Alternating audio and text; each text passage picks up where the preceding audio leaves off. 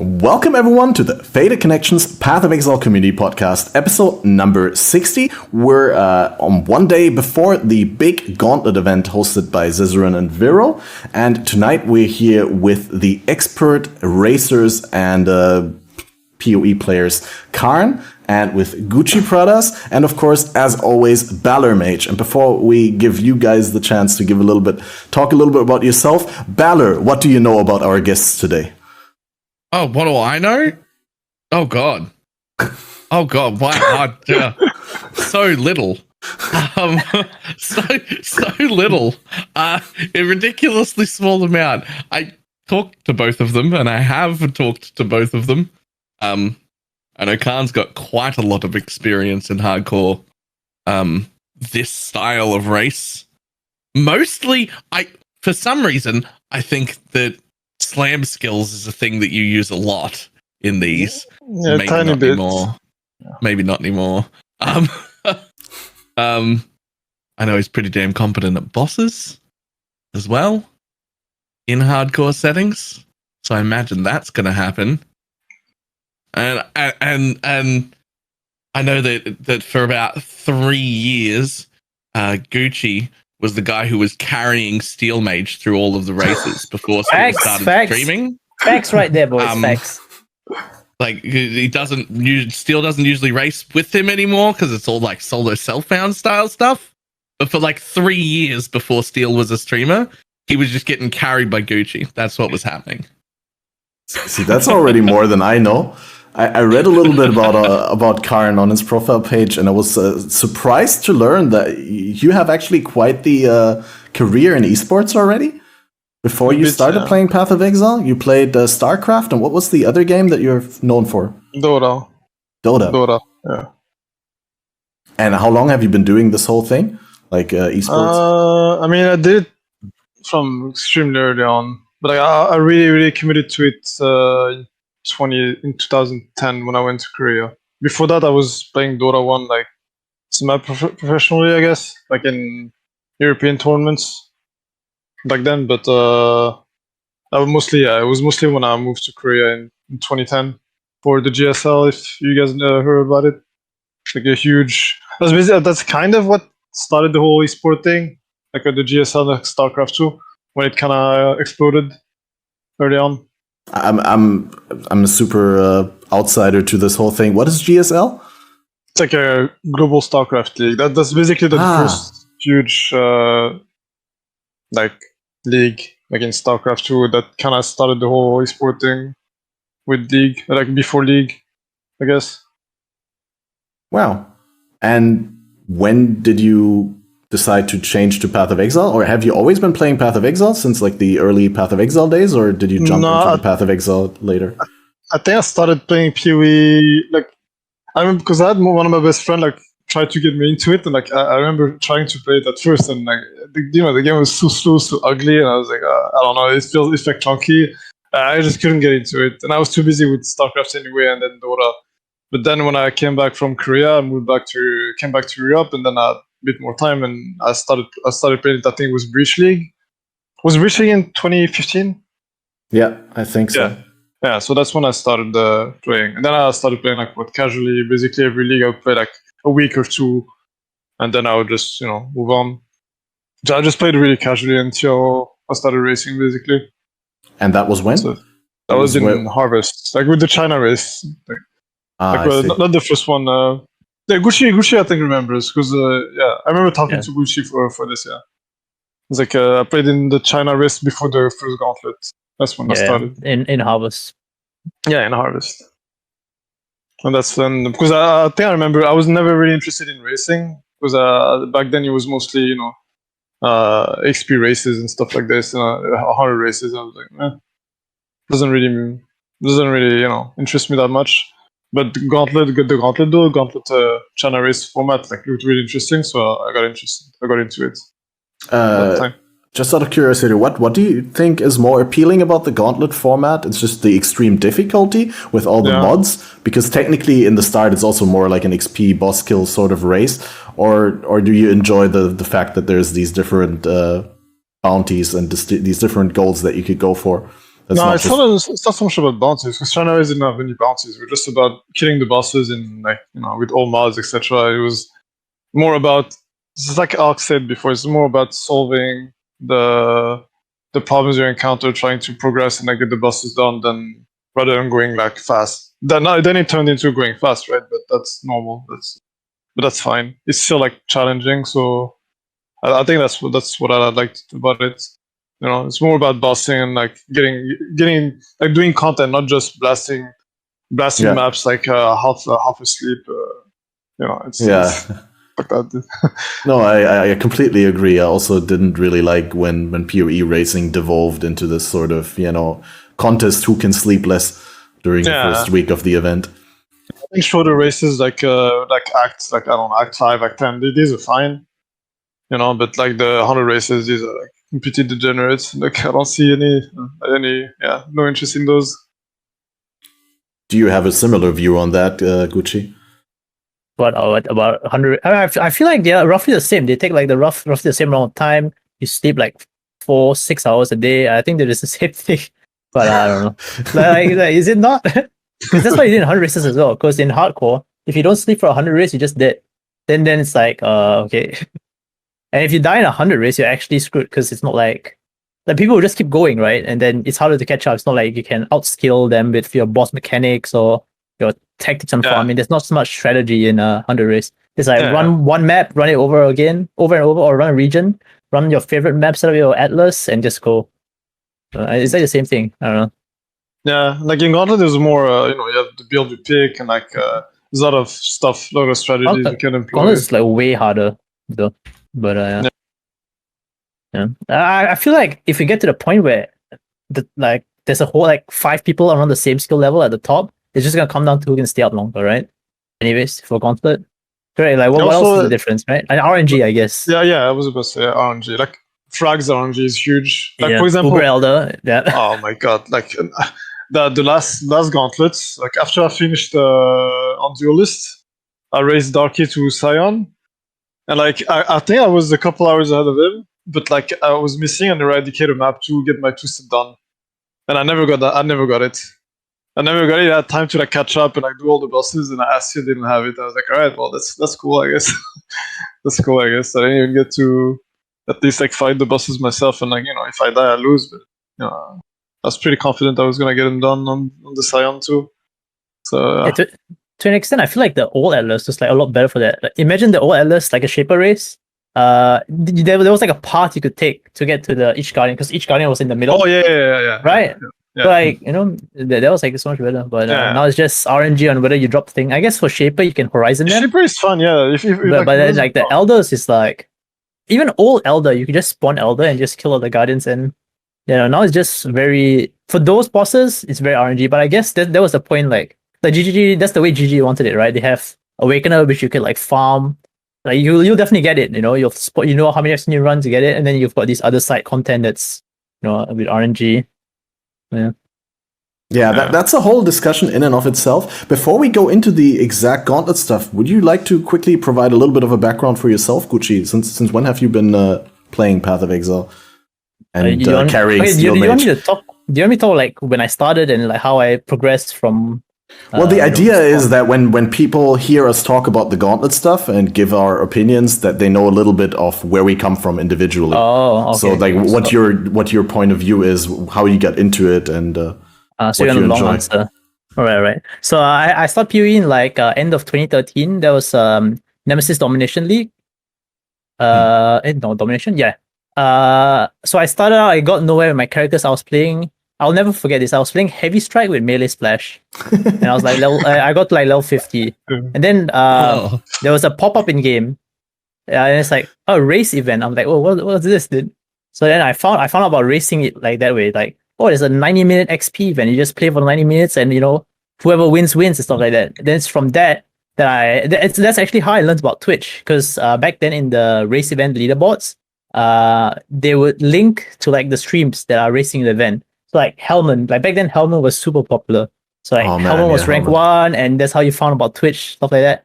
So I saw that, and then I'm like, wait a second, I can just watch them and replicate what they're doing and just do it better and just beat them. It's so easy. So I just went on and this is how I started racing. And I don't know if you guys remember back then, there used to be Garena on Southeast Asia. There was like the main PoE and then on the Southeast Asia Garena. Now, Garena had its own race season as well, at like roughly the same time as the global events. So what I was doing is I was racing on both clans to get double the race experience. So I just improved like really quickly from that. And then that's how Smart. I did. That's like my early on. And then back then in the race season, at the end of the season there was a 1 week race. Now I was only doing early event stuff, so I'm like, 1 week, let's try it out. Now in this race, I don't think most people in chat will remember, but the Uber Elite, you guys know him, right? He was dominating at the start with Searing Bond Templar. And I saw that, I'm like, wait a second, this is a racing build that can do well endgame. So that was my character. I started out in standard. I played that build. It was my first character I got to maps. I think I hit like 80 something. And I'm like, oh shit, endgame is fun. And then that's roughly how I got to racing. The next league, there was some 1 month race, and I ended up being like rank 4. I was playing with Rise, and then I died misclicking a cartographer strongbox. Like if you're like a really old PoE viewer, you would know this. Me and Rise were just mapping. I was trying to roll the strongbox in a shrine, and then I clicked it accidentally. I almost killed Rise, and I killed myself. Oh my god, it's good times. Yeah, some people will remember that. But yeah, that's basically how I got into racing. So you were in there right from the start, basically. I wouldn't say from the start. I started in like season 7, so technically people like Carve, they started way before me, right? So I started like in the middle, I would say, not like the end of racing, just like around the middle. So yeah, it was good times. Yeah, I loved it. I would like come back from school, be like, oh wait, there's an event, let's go. Then I'll play PoE. I'm like, wait, another event. It's like every 2 hours there was a race to do. It's like good times. I met a lot of people like that. I met Din and Doom, Rise. I met Rise from his stream, but yeah. And then I got him to racing. I don't know if you guys know that too. It's good times.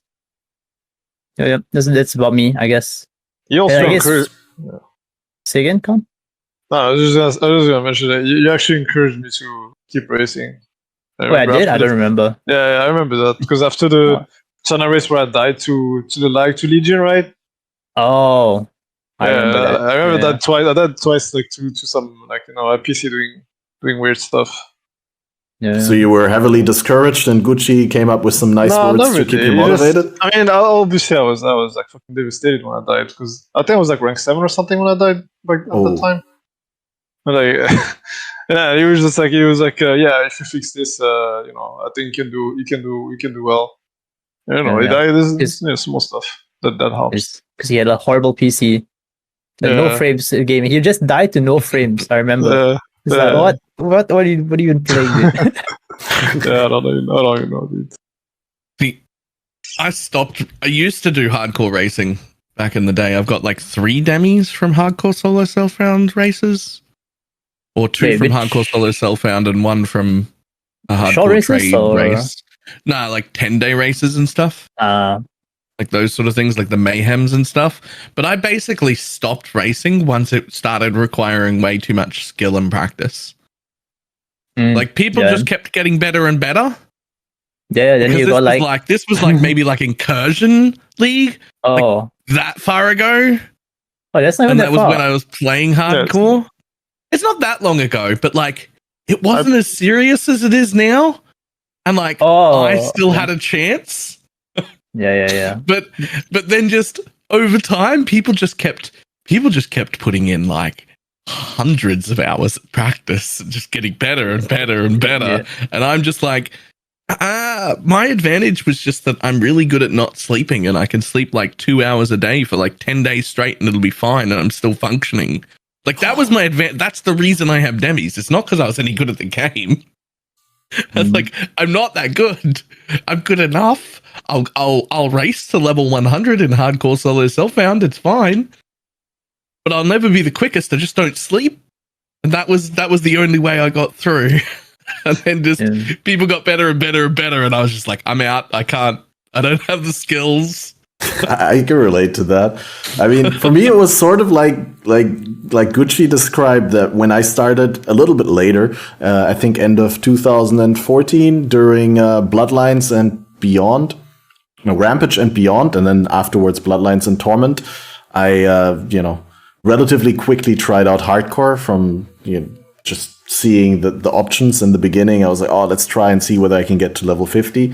And then obviously there was always these short-term events popping up, because back then there was a lot of small short race events hosted by GGG that were in the client that you could directly join, and that would even pop up during your regular gameplay. There would be a pop-up. It's like, here, join this event starting in 1 hour.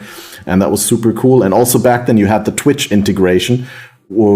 So there was like a little bit of a closer collaboration between GGG and Twitch, and you could have Twitch chat in your in-game chat and stuff like that. So yeah, basically I decided that I really like these small, short-term races, but I never became super good at them. But I was always looking up to the heads and looking at the ladders. And yeah, I also got my fair share of demis in the 10-day events, turmoils, mayhems, and stuff like that. Mostly because I'm just pretty decent at slow, methodical, decision-making based gameplay. I'm not good at staying up for prolonged periods of time or depriving myself of sleep. And I'm also not really good at like going really fast for a longer amount of time, because I guess I'll lose focus. I can't keep my focus up for that long.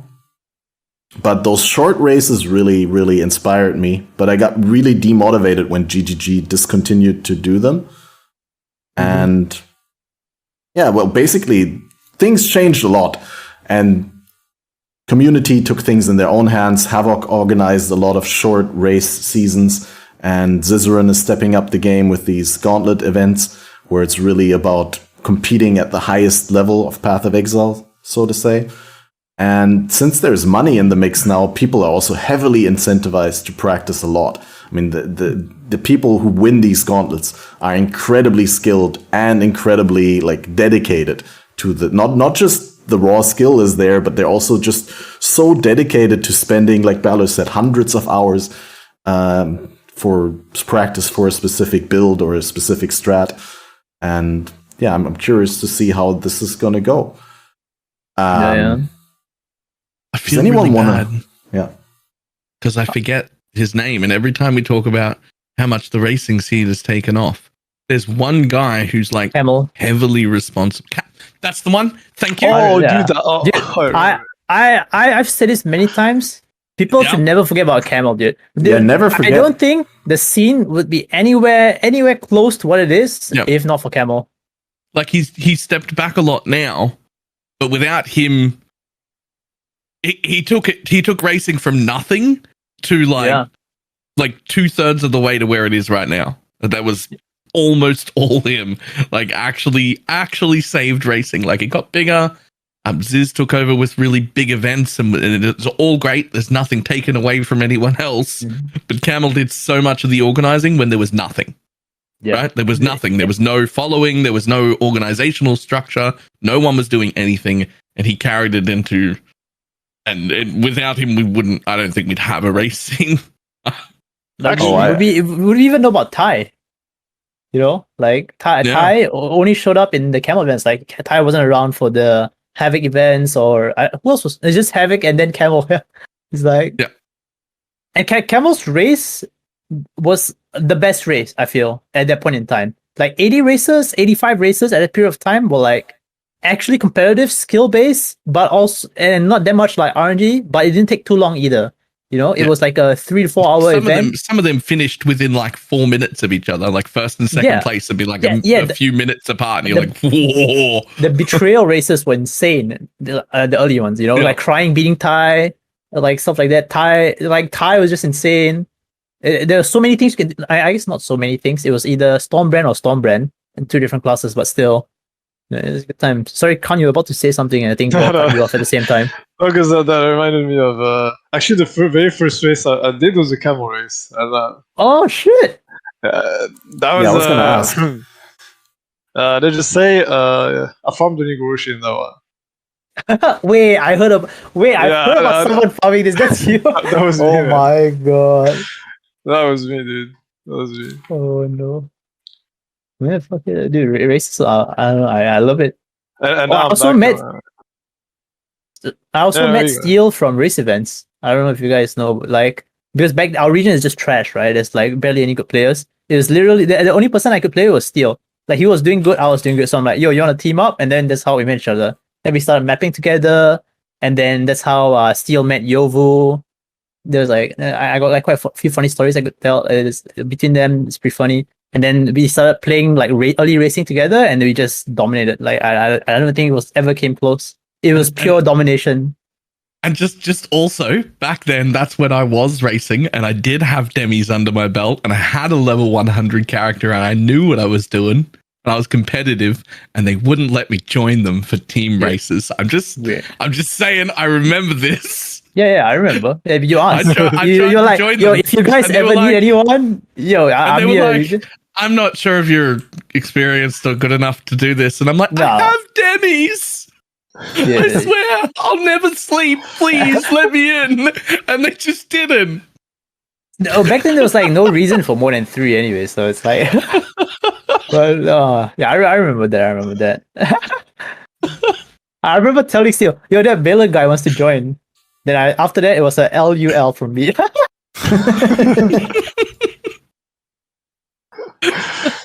Oh my god. All right, you guys took me back quite a bit. I don't know, completely blanked. I feel kind of guilty now for not mentioning Camel before I mentioned Havoc and Ziz.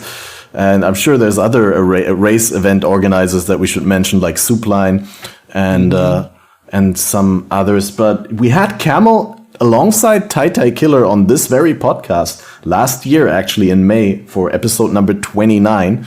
So that was a very good episode, and that's also kind of a timeless classic. So if anyone is interested in learning more about the Camel race events and the look on Path of Exile community racing, definitely check out that episode. We should probably go and start and talk a little bit about Gauntlet, and we'll start with what is this Gauntlet thing everyone's talking about? I mean, we already hinted a little bit at it. But Gauntlet is a community-organized race event by Zizaran and Viyro, and I think a lot more people are involved in the shadows around the Zizaran crew. And basically, it started out as a private league. Nowadays, it is a in-game event so that everyone can join, and there's no limitations to how many players there can be. But it started as a private league with all mods activated that would make the game harder or the player weaker. And that is, I don't know whether I get it together off of the top of my head, but it's the reduced player resistances, which on this one are lower, but so not the maximum. And then there's monsters have extra physical as extra light, cold, and fire damage. And there's increased damage. There's turbo for the monsters. There is, which one did I forget now? LMP. LMP, right. And they didn't put the AoE on this time. It was teased last time that they would do LMP and AoE. Because last league's Gauntlet was, instead of LMP, which is 2 additional projectiles on the monsters, which on some monsters does nothing, and on other monsters it's just straight up 200% more damage. Instead of that one, they had 70% increased AoE, which was added as a new mod by GGG back then. I like that one more. Yeah, it seemed a lot more balanced. I mean, a lot less spiky. LMP is unfair, like in some situations, because it's very inconsistent on how much it increases the difficulty of the game. It's like sometimes you just get blown up because of overlapping on a wall. It's like, what? Yeah, I can't overlap on the wall, but the mobs can. Okay, no, actually I can sometimes, right? Some skills you can overlap on walls, I think. Yeah, but they're slowly removing that from the game. Like what they did with Kinetic Blast. Like Kinetic Blast used to be insane on walls, and now it's like, eh. But monsters are just popping off. Yeah, monsters they still have all the bullshit. They still have it. That's why I don't like LMP also, because it limits a lot what you can play. Like in what way? I guess ascendancies that you can play. Like if you play an ascendancy that cannot get a lot of avoidance, like if you play something like a Templar in a Gauntlet with LMP, good luck. You play something like anything that cannot get like cat block, dodge, this type of stuff, very high evasion. You just die. You just roll over in the first influence map you're on, like the first Baron map you're gonna enter, you're gonna die. Yeah, because like, how can you scale? Like, how can you scale a defense? There's mitigation and there's avoidance, right? The problem is with LMP, you can't triple your mitigation to mitigate like 3 projectiles most of the time. Am I right? So you just gotta go avoidance or a mixture of both. Yeah, exactly. And some standard series give you a ton of avoidance, like Raider, for example, Glad. Well, Champ gave you some, I guess, but not that much. Like if you don't have those, it's extremely hard. Like for example, like a Templar, all Templar ascendancies is just a bag of HP. That's it. They're just a sponge. And when the damage you take is tripled, it's not gonna hold. Yeah, absolutely. Also, you're talking about the start of Gauntlet, right? Like, you know, it actually started on the China events. I don't know like, if you did mention. I don't think you mentioned that. It started with China doing it first, and we China did it before Zizaran did it. Yeah, right? yeah, China did it. Is it? They did. It was called like SCS PvP. It was actually a community organized event, or it was just like one wish deal with a bunch of money, being like, here's 15,000, go pop off and make your event, or something like that. And they just invite us. It's like, okay, free money. Like we pretty sure we took like rank 1, rank 2, rank 3. Sometimes, yeah. Was that the same event that feels where like a mistake? It was the Delirium, back in Delirium. Yo, you know what the crazy thing is? So the people they contacted for that event were the same people they invited to the Act 5 Kitawa race, the China versus international races. So it's me, Rice, Noogie, Ziz, Den, and Doom, right? So of all the people they email, I'm the only one who read the damn email, and I'm like, wait, guys, you know you got an email, right? You know there's an event, right? Huh? What? No one knew anything. It's like, what? Come on, man. reading emails is hard though. Yeah, and then I talked to them and said, can we get more races, not just the 5 of us? And they're like, sure. It's like, okay, let's open up the registration, boys. And that's how, good times. But was that the same one where I heard about there was Chinese players were cheating or account sharing or something like that, and people were like, paper hands, what you're doing, you're cheating, when we're actually competing against all these Western expert racers? The Chinese community got really upset at the guy account sharing. So it was. Didn't that guy still not win anyway? All right. So I'll explain the situation, right? So back then in the rules, there was no rules against account sharing or something in the event. So this guy thought it was legit, right? And but to us it's unfair, and like everybody else knows, like you shouldn't account share. So what they did was they still awarded the guy a first place finish. He got the money for being first, but whoever came second still got the money for being second. So the organizer just pulled out more money from his pocket just to pay the guy without affecting our like ladder placement. Wait, so the second got first instead of the first? Yeah. I mean, on top of the first. They both got first, basically. Yeah, so they both got first, yeah. Wow. Yeah. No, that's a good solution, though. I mean, like so what? All we were thinking was, yo, we gotta push harder and like make this guy get less money. Because you know, if we beat him, he's gonna get less money, but you know, but it doesn't affect us. Yep. I'm sure they've updated their rules for races since then. Yeah, surely. I mean, I wouldn't know. They don't invite us anymore. Wait, why not? Because you're too good. Because you'll take all the money. I mean, I could tell you all like later, but no, it's not that. It's not that. Okay. So, well, back to the gauntlet. So would you have liked to see Ink AoE on top of the LMP this time? No. Do you think that would be too harsh? Because then you can't avoid the overlapping AoEs from projectiles at all. I saw cArn's Uber Elder on the Ink AoE LMP League. Yeah, no thanks, dude. I'll pass. Yeah, dude, a lot of the things, a lot of the bosses are completely like. LMP AoE is like. I think Uber Elder was doable. I think I just had to play it differently. I just was not used to the current power level. That was the first Uber Elder that I did in Gauntlet, so it was. You know, I had to deal with degens more, especially with AoE on top of LMP, since like you have very little margin for error and having like a fucked up arena.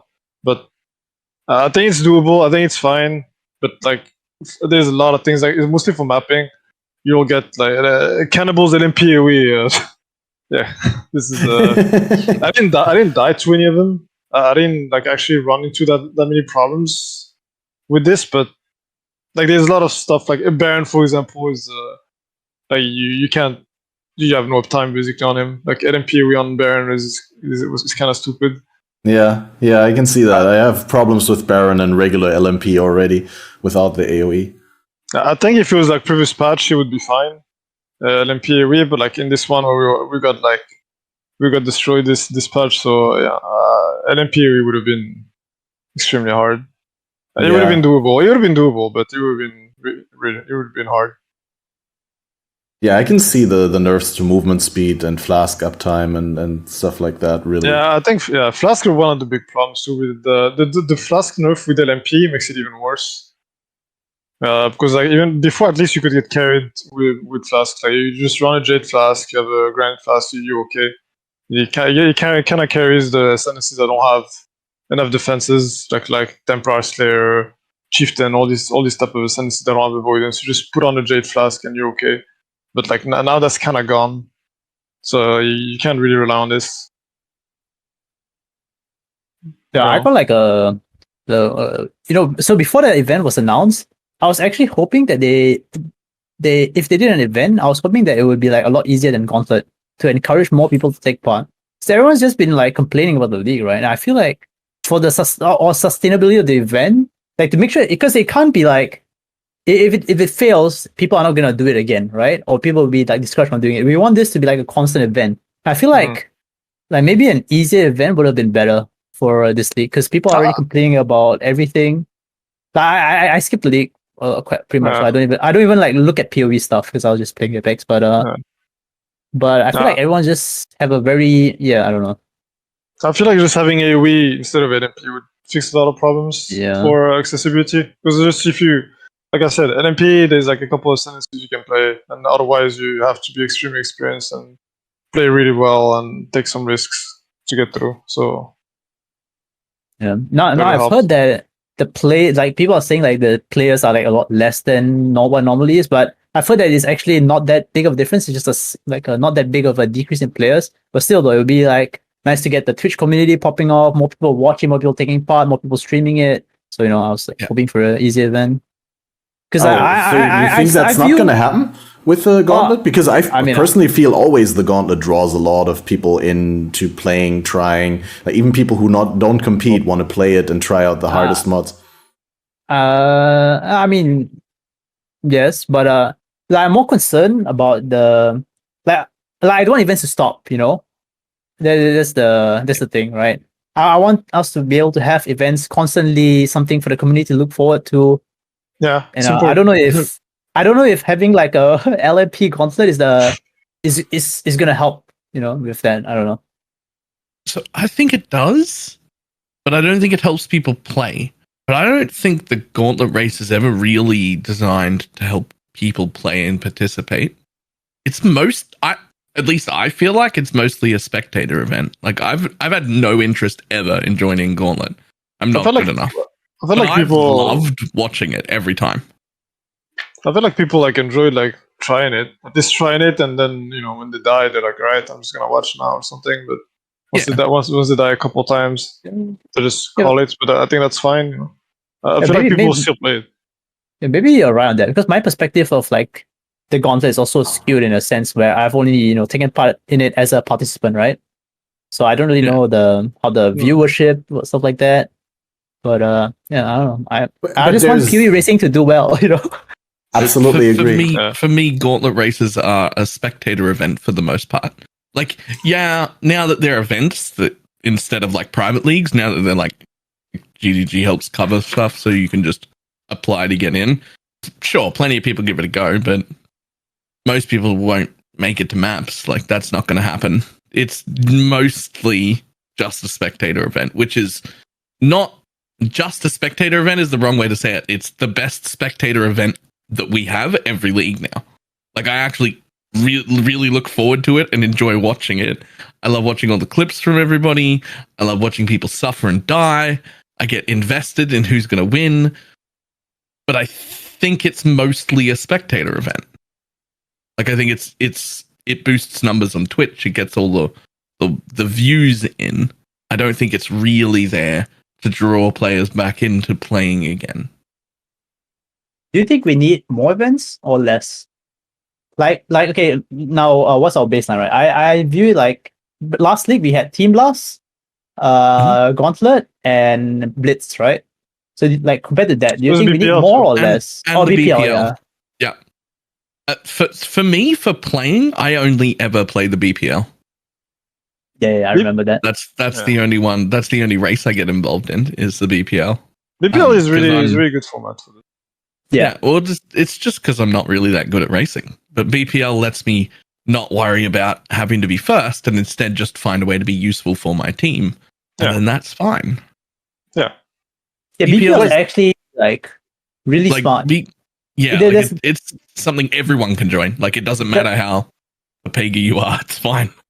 The beautiful thing about BPL is teamwork, because that's something I feel like ever since long races have been fallen out of meta, it's just solo stuff. There's no interaction, there's no coordination, you know, like, and BPL just brought it all back, even though I didn't do the last BPL. Sorry for interrupting, but there might be people listening and be like, what the fuck is a BPL? Could you quickly, just in 2 sentences, explain what BPL is? Or anyone. So BPL stands for Badgers Private League, and how does it work? So it's there's 3 different teams, and you'll just get randomly sorted into a team, and there's like hundreds of people per team, if I recall correctly. Now you have goals to work towards, like farming boss uniques, killing or like heist uniques, killing bosses, stuff like that. And as a team, you need to work together to these goals, like heisting, running maps, farming contracts, delving. So I'm very bad at explaining this. Can't you help me out a bit? There's like objectives for points basically, and like points for first team to kill Awakener 8, etc., etc. There's for points for each unique you collect, boss uniques, like you said. I think levels too matters, like how deep people delve, this type of stuff. So it's like you basically, like, everybody just helps everybody like push towards these goals that are gonna bring points to the team. Like, for example, last BPL with Gucci, like, we were pushing for all the boss bounties. You have to kill all the bosses first, and you get points based on it. Did you kill the boss? Did your team kill the bosses first, second, or third? So we're pushing for that, and like everybody would like funnel resources to us to roll maps so we can push the Atlas, gear so we can be strong enough to actually go kill the bosses and stuff like that. And then same thing, like, for example, people delving, people just share their scarabs, call them in for soul fight, a lot of stuff like this. And there's like usually people work together to like help everybody get their gear and get what they need to do their job basically, and bring points to the team. So it is really fun event, yeah. Yeah, and as far as I know, there's no like prize money. This is all for fun, and it's actually fun to take part in. Like that's the biggest thing about BPL. It's like one of the few events we've had in recent PoE history that's actually fun to take part in and interact with people on. Yeah. Like the community is just great as well. Especially if you're not in, the top 10 or 20 people who have like an everybody actual else shot at really winning. Like, this is just an everyone event, right? Yes. It's an event for everyone, and if you haven't tried it, definitely try next league. It's like the best. So that sort of event is what I think brings people back to playing when they've left, right? Whereas the Gauntlet is a much harder event. I think that brings way less people back to playing, even though it's more known. I think it brings less people back to playing, but it brings way more eyes onto PoE, right? It brings way more people back in the form of Twitch and YouTube and, watching people do the race. That is fair to say, but I think also that with Gauntlet, there are different levels of participating in the Gauntlet, right? Like, yeah, of course, we have the large part of people that are just watching and following the action on Twitch. But then there is not only the main prizes to go for in the Gauntlet, which are the points for the boss kills and actually winning the Gauntlet, which this time it's a class-based Gauntlet. So there is a overall winner for the Gauntlet, but there's also class winners. So for every of the 7 base classes, Shadow, Templar, Witch, Ranger, Marauder, Duelist, and Scion, there is a winner and there's a separate ladder for those. Not for the ascendancies, mind you, but just the base classes. So, but then there's also community bounties. So community figures, streamers, racers can put up bounties for specific goals that people can claim. And there's also raffled rewards that are handed out at different level thresholds. So for anyone just playing the game for a couple of hours, reaching level 50, there's a random draw for Gauntlet t-shirts, for example. Or if you reach level 19, you're entering a raffle for a $3,000 custom PC build. And all of those prices have been supplied by Zizaran and or Shop. I always want to say Shopify, which is the sponsor that Zizaran scored for these events. And Red Bull's the sponsor this time, I think? Yeah, Red Bull is joining, Yeah. Yeah, amazing. So basically my point is, even if you're not competing for the top tier things, there's still a point to you playing. Like, you can just enter one of those thresholds, or you can go for a specific bounty. There are really weird bounties this time around. Like earlier, I don't know where we already want to talk about the bounties, but earlier I tried a little bit of running the mudflats because one of Kavarosku's mods, called Mickey Bird, I think is his name, he set up a bounty for the first person to provide proof of running through mudflats naked with a level 1 character, completing breaking some eggs. So that one requires you to take off all your gear. You need to do a down leveling recipe to level 1, and then you need to go in a fresh instance of mudflats without porting out or anything, and you have to actually do the thing. And unless you cheese it with like specific strats, maybe with shrines, maybe with expedition encounters, I have no idea. But like just by mechanical outplay of the ROAS, it seems like virtually impossible. I don't think you can, because okay, I think it depends. There's a lot of RNG. I think you can just reset until you get the speed shrine, right? No, not speed shrine. Just like speed shrine is instant death. No, it depends on the pack size you get on near the what are you called? The eggs, whatever. They're not eggs, but you know what I mean. Flasks are not allowed, by the way, because chat said 5 quick silvers. Over and over again until you get a speed shrine within view of the entrance. Because when they're within view of the entrance, they don't spawn mobs. Speed shrines can spawn there, and if you can pick up the speed shrine, you can dodge the rowers. It's so rare. Like it's so rare. You gotta spend all day trying to get a speed shrine spawning. Yeah, but the people who don't do it are going to spend all day dying to rowers. And when you hit a speed shrine, you'll actually get it. Yeah, this bounty sounds not worth it. I'm not gonna lie. It sounds like something cheap though. Yeah, that sounds like something I do. It's definitely crazy, and I don't want to open the whole can of bounty talk right now. I just wanted to bring it up as like this is one other layer of where it's worth participating, even if you're not going for the overall highest points in the gauntlet. There are still things that you can do in order to win, or to reach thresholds, to have fun in the game. And also, since we already brought up bounties, I quickly want to say that we have a crowdfund for a bounty that is selected by you guys in chat, running right now. And all the money that will be donated via the Streamlabs link will be going towards that bounty, but the bounty is actually undecided yet. You can vote for it. And we have 3 options. One is first person to trigger Fated Connections Prophecy by 6-socketing an item with the prophecy active, therefore 6-linking it, which is kind of super RNG, and I didn't really like it too much, but I like it thematically because it's the Fated Connections bounty. And then the second one would be the first person to 6-link a body armor and Act 1 ledge with Koduku's spawn point on screen. The third one is a more skill-based one. It's first person to reach level 90, but unascended. Oh, that's I know who's getting this if you want it. And it's actually we all know who's getting it. Yeah. Do you? Yeah. Yeah, right? This one guy always plays unascended. Like he does this every league. He's done it this league too. I think he finished rank 3 in CFHC on unascended Marauder. Yeah. The friendly guy. I'm putting it. Yeah. This guy's a psycho. Yeah, this guy's a psycho. Like I remember last 2 gauntlets in my practice league, he was in there and he was playing unascended. Like he was doing a whole runs unascended or something.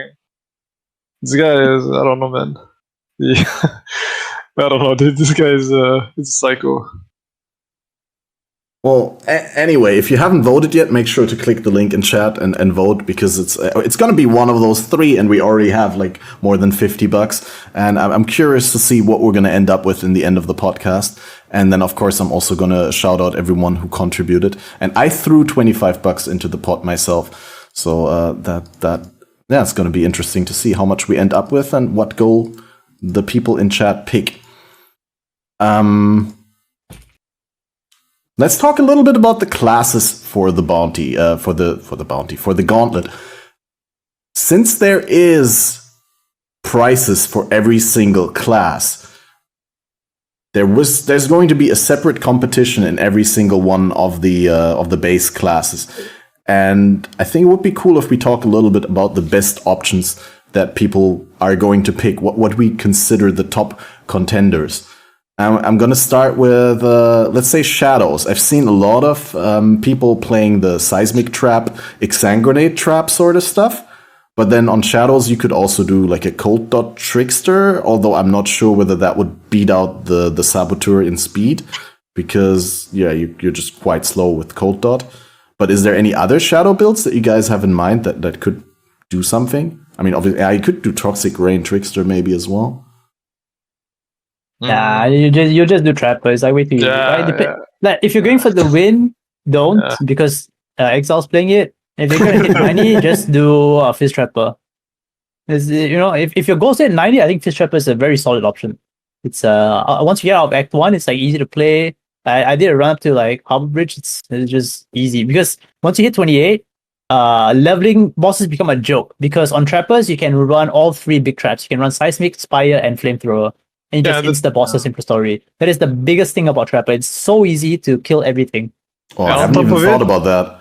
Yeah, on top of it, like the thing is, like miners before, for example, we played Saboteur, played miners, but miners they would suffer from uptime. Like if you could not just stand there and throw mines, you would not do damage. But when you play traps, you have traps with cooldown, so moving around doesn't do anything to you. Like you don't lose any damage. Just throw your 3 traps and you run around and you do the damage. The damage is balanced around them having a cooldown. So if they have cooldown, you just run around. It's like, so it's like they'll still do damage as compared to another character that's like DPSing 100% of the time, but you're just able to dodge, right? Yeah, and that's huge. Like Fist Trapper right now is insane for bossing. Yeah, if you want to do the like 90 for the it's a PC, right, for 90. Yeah, I think so. There's there's a random pool. If you want to just spam level 90s, probably do either Trapper or like Toxic Rain. I would go Trapper because it's pretty easy to play. Yeah, there's no reason not to play something else, really. Do you think there's any competitive options on Assassin Ascendancy at the moment? Not versus Sap. Oh, it's very generous if you're calling it an Ascendancy. Yeah, in standard maybe. I mean, it's probably fine, but I don't know. I mean, it's Assassin is basically a boot roll. Like, elusive, right? Yeah. It's like all the defenses you get from Assassin are one roll on a pair of boots. Like, it's not. Probably make better boots than the entire Ascendancy. If you get like Tailwind Elusive. You get Tailwind Elusive, Onslaught, cannot be killed, movement speed, and now your boots are better than Assassin. The trick. No, I was thinking about this like before the podcast. Is ED Trickster still fine? I think it's still fine. It's still fine, but it won't win. So if you want to go for like I just want to do well in this gauntlet. I want to kill all bosses I don't care if I need to farm day 1 to 9 and kill bosses on day 10. If you want to do that, maybe ED is okay. You just farm as Fist Trapper and respect ED later on. That also works, I guess. Mm-hmm. Yeah. See, it depends. Like, what is your goal, right? It depends on the player. Because not everyone's going to go for the win. Some people want to like prove to themselves that they're capable of it, which is also a good goal to have. Some people want to get to this level quickly, or Yeah, I mean, sometimes it's not about completing the gauntlet first, but just completing it. Yeah, completing. I mean, if you complete it, you're winning money, though. I'll say that. So if you take a time, there's no way 3 people kill everything. Yeah, people never kill. If you look at, just look at all the previous gauntlets, people don't finish. Yeah, at all. They die. Like everybody dies, nobody finishes. Last gauntlet was like 4 people finished. The one before, I think it was 5. Or at least only top 5 mattered. So like beyond that, like it doesn't. Yeah. Like, nobody ever finishes. So if you finish, you're probably winning money. So all about this like build viability thing, I think a lot of stuff is viable, but it just comes down to what are you looking to achieve, right? Because not everyone's going for the win. I'm probably not going for the win. I barely played this, but I'm still gonna take part because it's the whole sitting down on Discord with the boys, starting together, racing, seeing the name in live. There's like so much excitement for me. Dude, I know, and I'm giving this up this time. You what? I'm giving this up this time, man. Wait, because you're farming Onigoroshi. Yeah, dude. Like, so he can't get any name in lights because he's spending 6 hours in Twilight Strand. Yeah, so we gotta be on the beach, man. Yeah, true. Can push with the boys. Have you done a practice run of that yet with Gauntlet mods on? I always practice what I do. Because I'm just wondering how ridiculously hard the Uber Hillick is, like level 6 or 7 really or whatever. Easy. It's really easy. Wait, Khan, do you have a clip of that? Maybe I did it like not it. so long ago. I think the VOD is still here. Let me see. Dude, I'm interested to see as well because I've never actually seen that on Gauntlet. But isn't it like you have to be very careful because if he leaps on you, he one shots you. Just don't be bad. Just don't get hit. Just don't get hit. That's already like a basic skill requirement for Khan's build, so.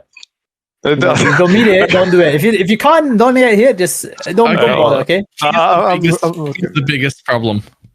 One of farms the Onigoroshi, it takes him 6 hours, and then At the very 15 least. minutes into playing with it, dies. No shot you wear at level 1. There is no way you wear that. And Khan is probably gonna do this, but Khan isn't gonna do this. But I feel like you should just do SST Glad and farm gear before you. No, I'm actually considering it. I'm considering. Oh, the shit. The thing is, my problem with this. No, wait. I always thought about this as an option, but first I want to see if I could get away with not doing it because I think the chances of dying respecking is too high. Yeah. Like you go from a SST Glad, you go and then you swap into a Slayer you swap to a completely different build, and the chances of you misjudging your power at that point is too high. Yeah, but that's where you start delving, right? You respec and you start delving down to get familiar with the build again. Yeah, I mean, and I played the build like 3 times now, like twice in this league, but like once in the league, once in BPL, and once in my practice run. So like, I think it would be fine. I'll still have my characters there, so I can just log in and play them in the Gauntlet practice league. But even then, I'm still worried that it's a possibility, All right. Well, I found the headlock, by the way. Here's a question, though, Khan. Here's a question, right? Are you gonna take off the red shirt for the Onigoroshi farming? I mean, I have to do that. Oh no. Khan's taking off the. Okay, for those who don't understand what I mean, he's not playing Duelist because Duelist is the red shirt. Yeah, he only plays Duelist. Yeah, so. No, dude, I've played in Harvest. In Harvest I played Marauder. First Gauntlet I played Jug actually. China Race I played Jug, and then I played Champ, and I've been Rage Shirt ever since. But and I have the heal-up. Hold on. I'm gonna take this down in history. Khan not playing Duelist for 6 hours. It's like probably the longest I've seen. Yeah.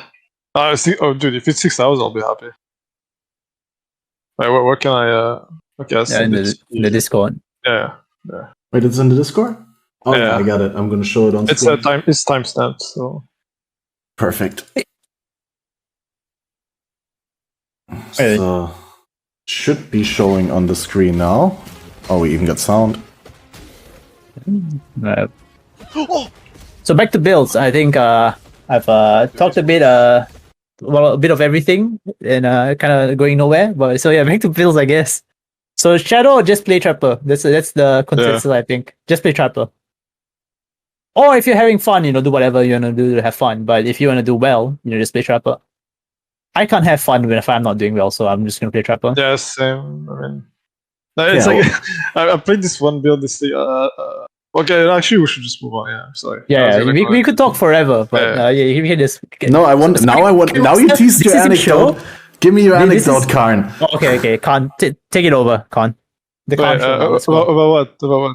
You said you want to about a build that you played. Because you're talking about builds for fun, etc. And I played the Explosive Concoction Slayer this league. And the problem the build was fun. It was fun to play, but the build sucked. Like you just plateau at tier 12 maps, and then you spend 3 minutes on a map boss, and you're like, all right, I don't know.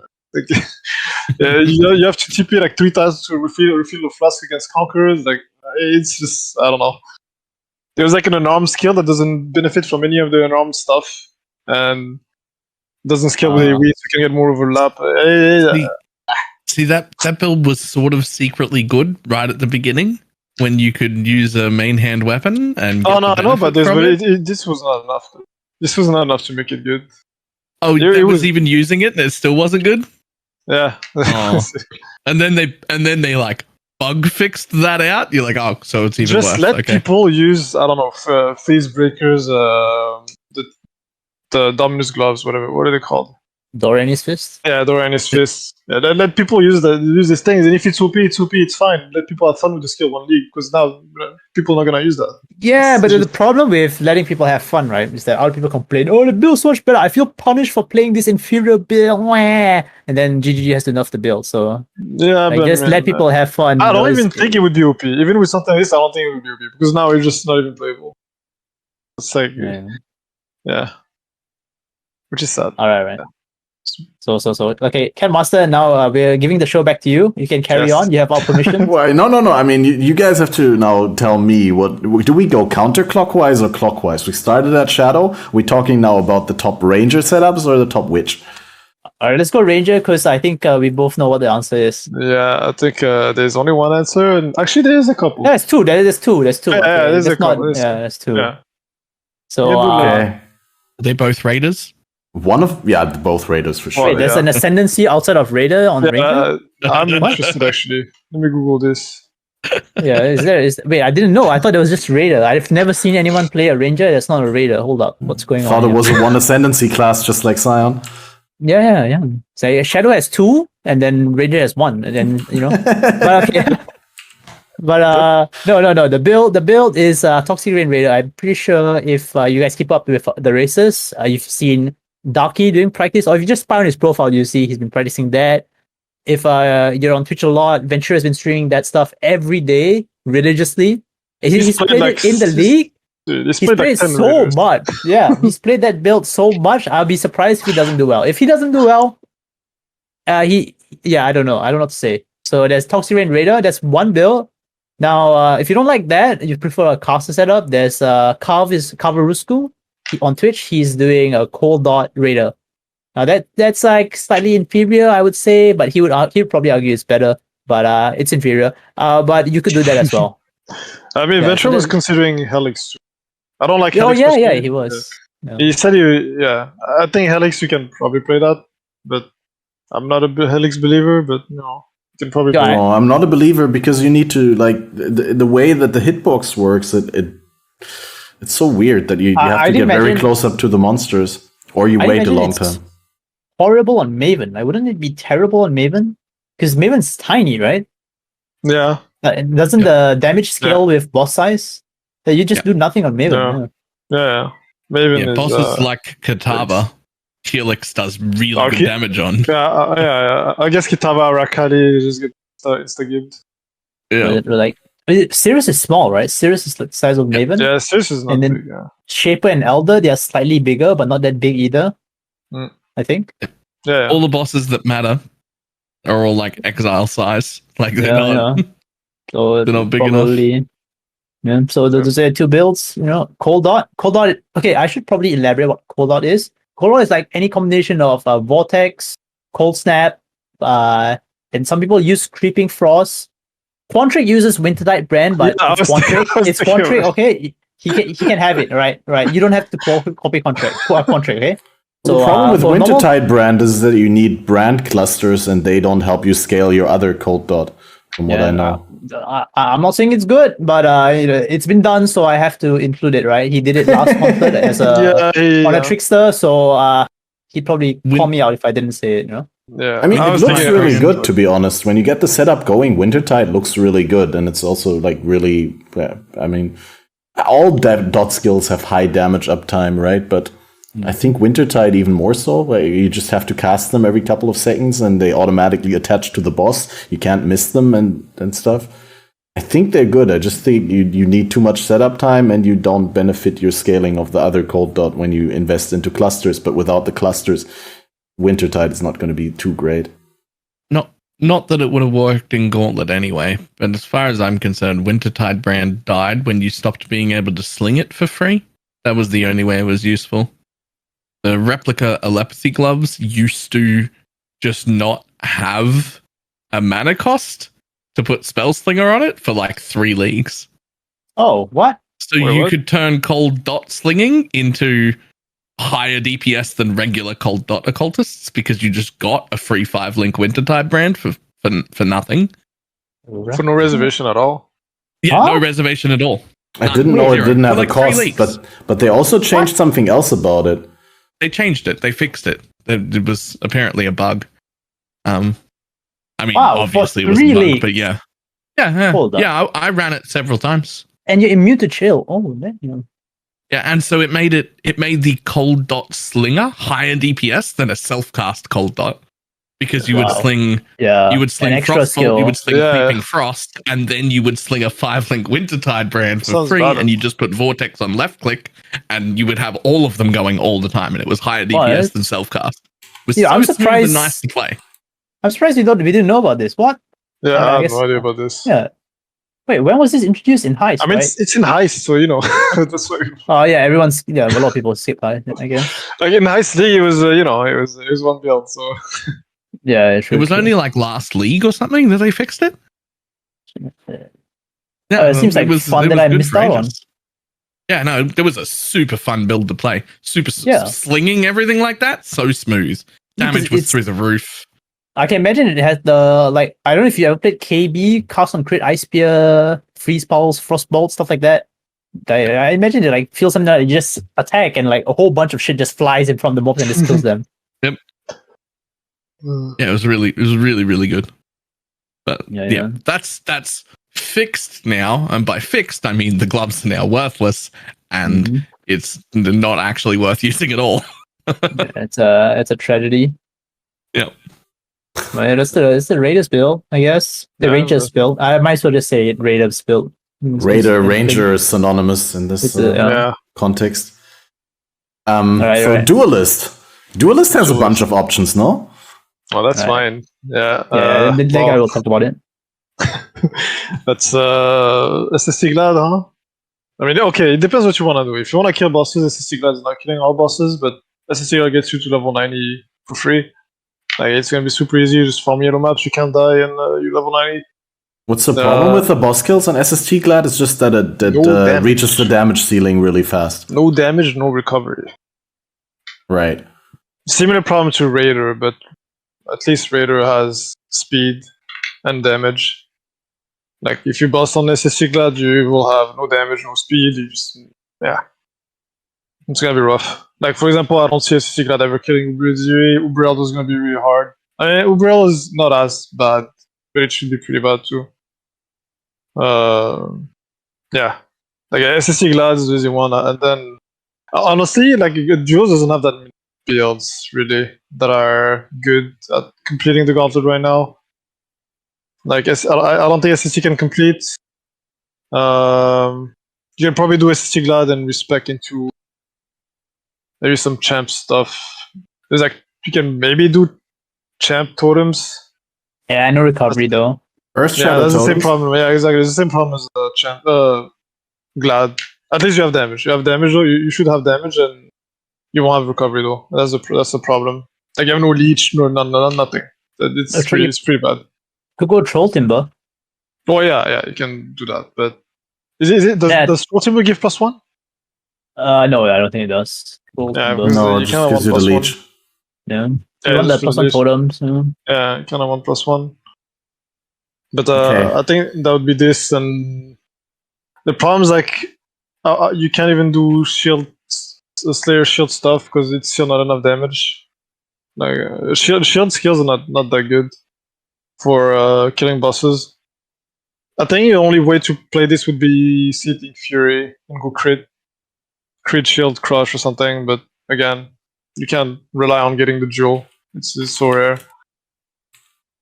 And besides that, I'll be playing Onigurushi, Bladestorm, Rage Vortex, but I don't recommend anyone doing this. It's chances of dying are high if you're not familiar with the build. Also, don't recommend anyone else farming Onigurushi. Yeah. And It's not that bad because farming Onigurushi, you also get a bunch of leveling. Yeah, it makes Act 1 super easily. Like in my practice, I had a gold rim, the unique robe. I think I had the neck that life and fire res. All this. You get a bunch of leveling uniques and leveling gear in general, and you just walk through Act 1. It's easy, just like the old one. So it's not that bad. But yeah, I think SSG Glad. If you want to kill bosses, maybe some champ totem stuff. I think all we're gonna see, to be honest, is SSG Glads, and let's be real here. Yeah. It's gonna be just shield stuff. Yeah. Still stream too much of that stuff that people just gonna play it now. Yeah. Guys, yeah. But we talk about how Ventura played Toxic Rain. Yeah, Steel's way worse on SSD Glad. It's just it's non-stop. They're just spamming in my face every time I open stream. Yeah. Has he even played a build other than that? Actually, now that I think about it, I don't think he has. No, he's played only SSC Glads, I think. Yeah, he's played SSC Glad and Last Epoch. Yeah. He's pretending he was gonna play Sabo. Did he stop pretending he's playing Sabo in Gauntlet yet? Yeah, dude, we all know, like, he can lie to himself all he wants. I know. Yeah.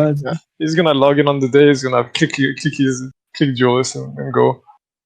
okay, so any Slayer builds still up for grabs?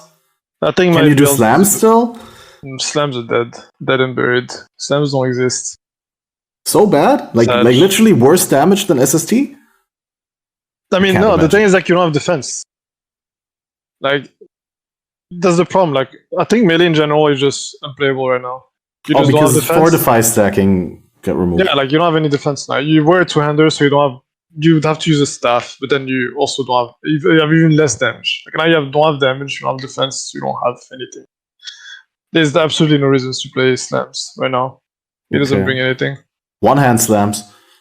Well, It's even worse. that's Like, Is that worse than SST?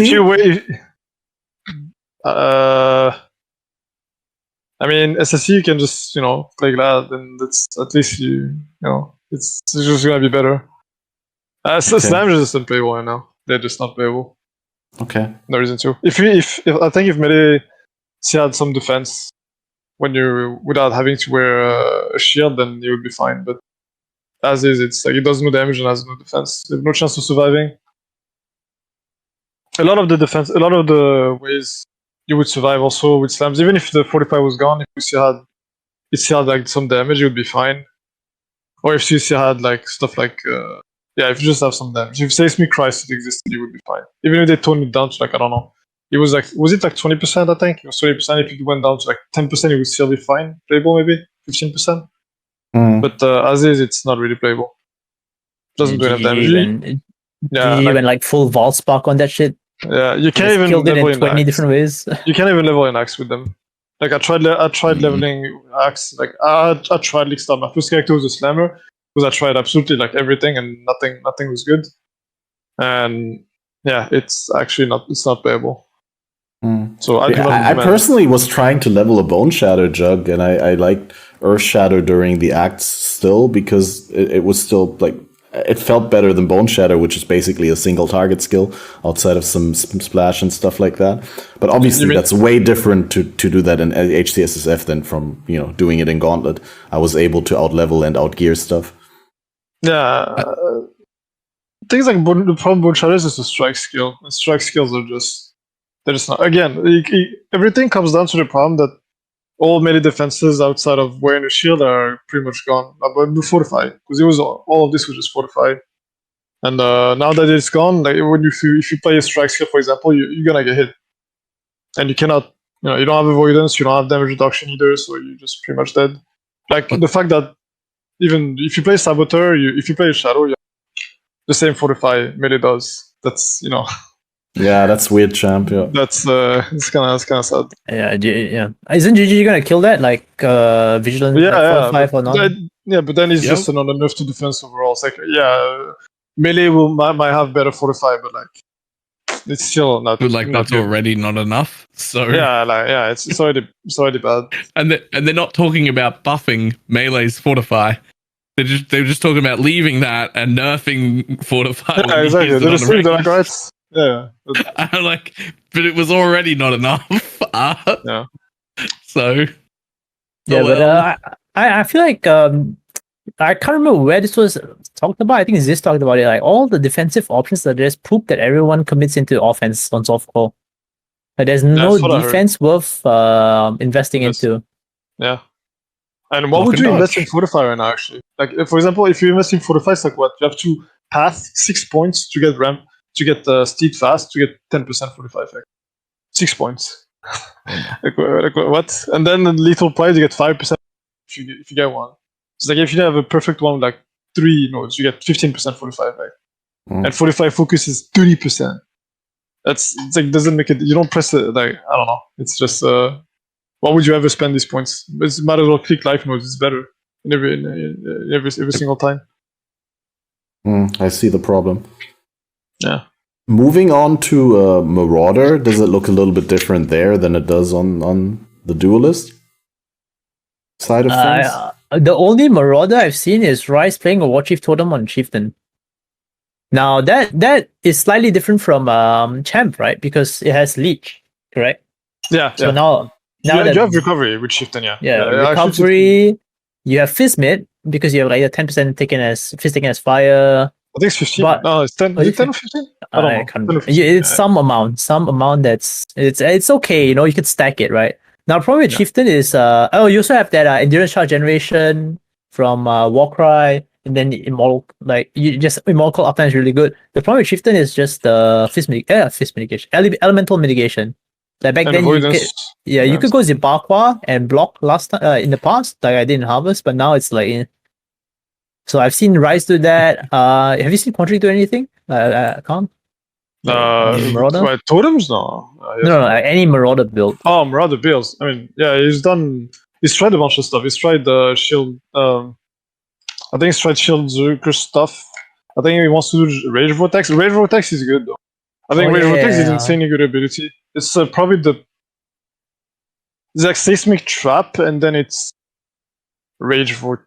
Okay, it's like Forbidden Rite, Seismic Trap, and I think then it's Rage Vortex.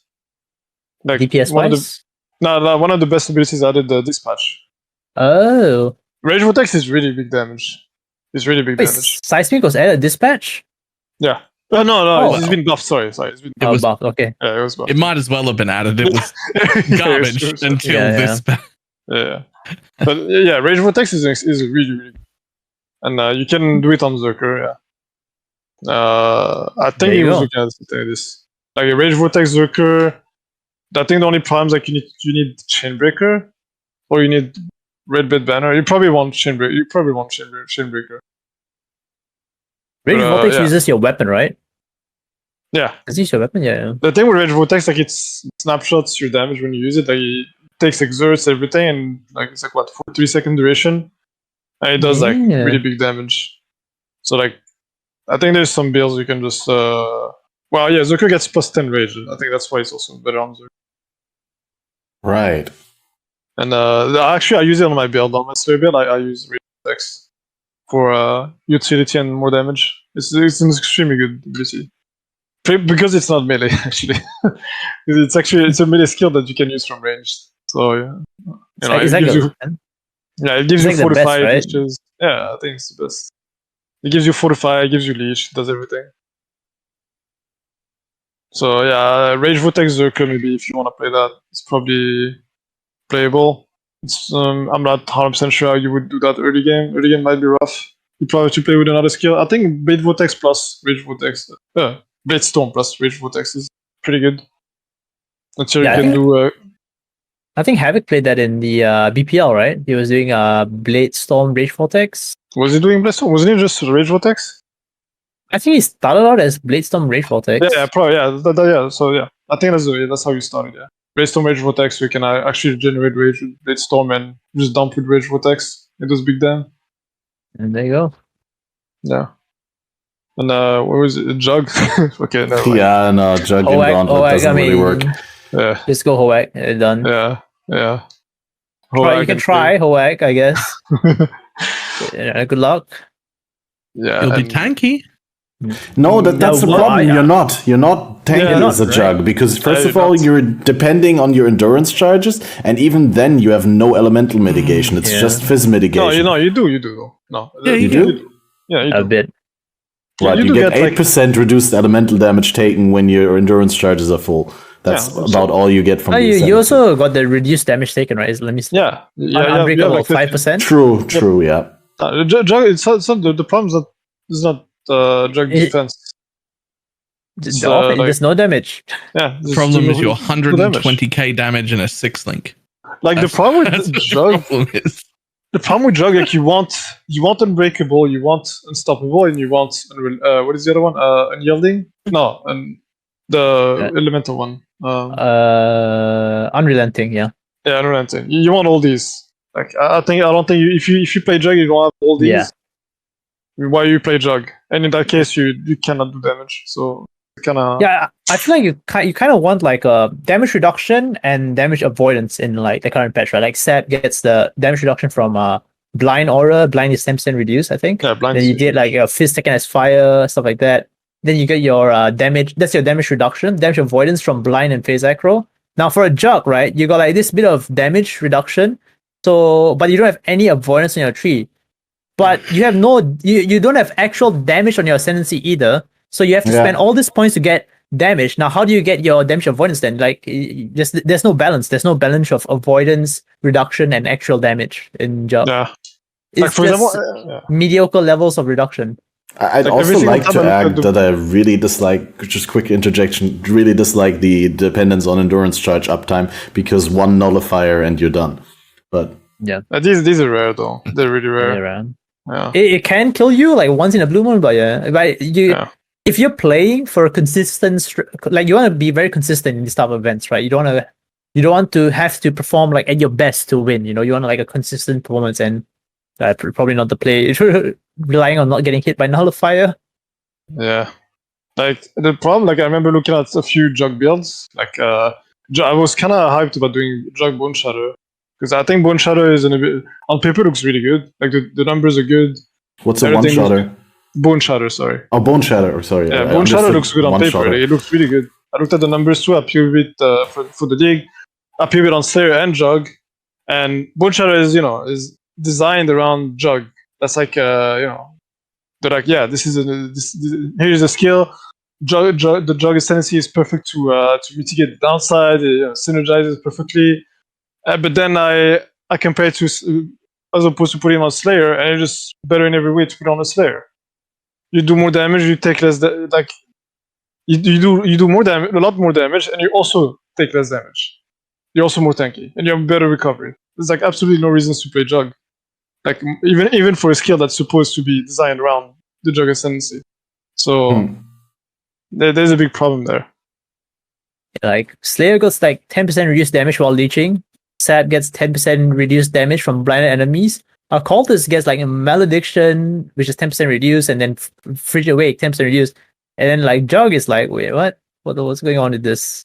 Five? Why is that? Why is Unbreakable 5% actually? Now that I think about it. Yeah. Everything else is 10%. Unbreakable is like 5. What? Like it is. Jug should be like, okay, I play Jug, I don't. That's it. If I'm not gonna do damage, I need to not die. But you play Jug, you still die. Well, there's a slight difference with what you just pointed out, Gucci, where the Occultist Malediction makes enemies deal reduced damage, and the Jug thing makes you take reduced damage. Okay. So it's a little bit a different thing. But still, I think actually they could buff that and make it stronger. Reduced damage, enemies dealing reduced damage is it's better. It's better, right? Yeah, it's better. Yep. Not against slap traps. Not that matters, but I'm just saying. I'm just pointing out the difference of the stat. Like it doesn't affect things that are not enemies. So the better stat has a higher number.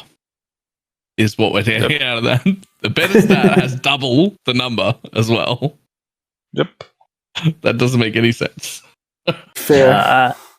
It's just weird. Like I don't know. A Juggernaut is not even it's not even tanky or a tragedy. I remember playing Jug for my lab farm like way back. It's like the only thing I play now. It's It was just good shit, dude. Yeah, yeah. that's all. accuracy stacking Jug, leap slamming. Oh, good times.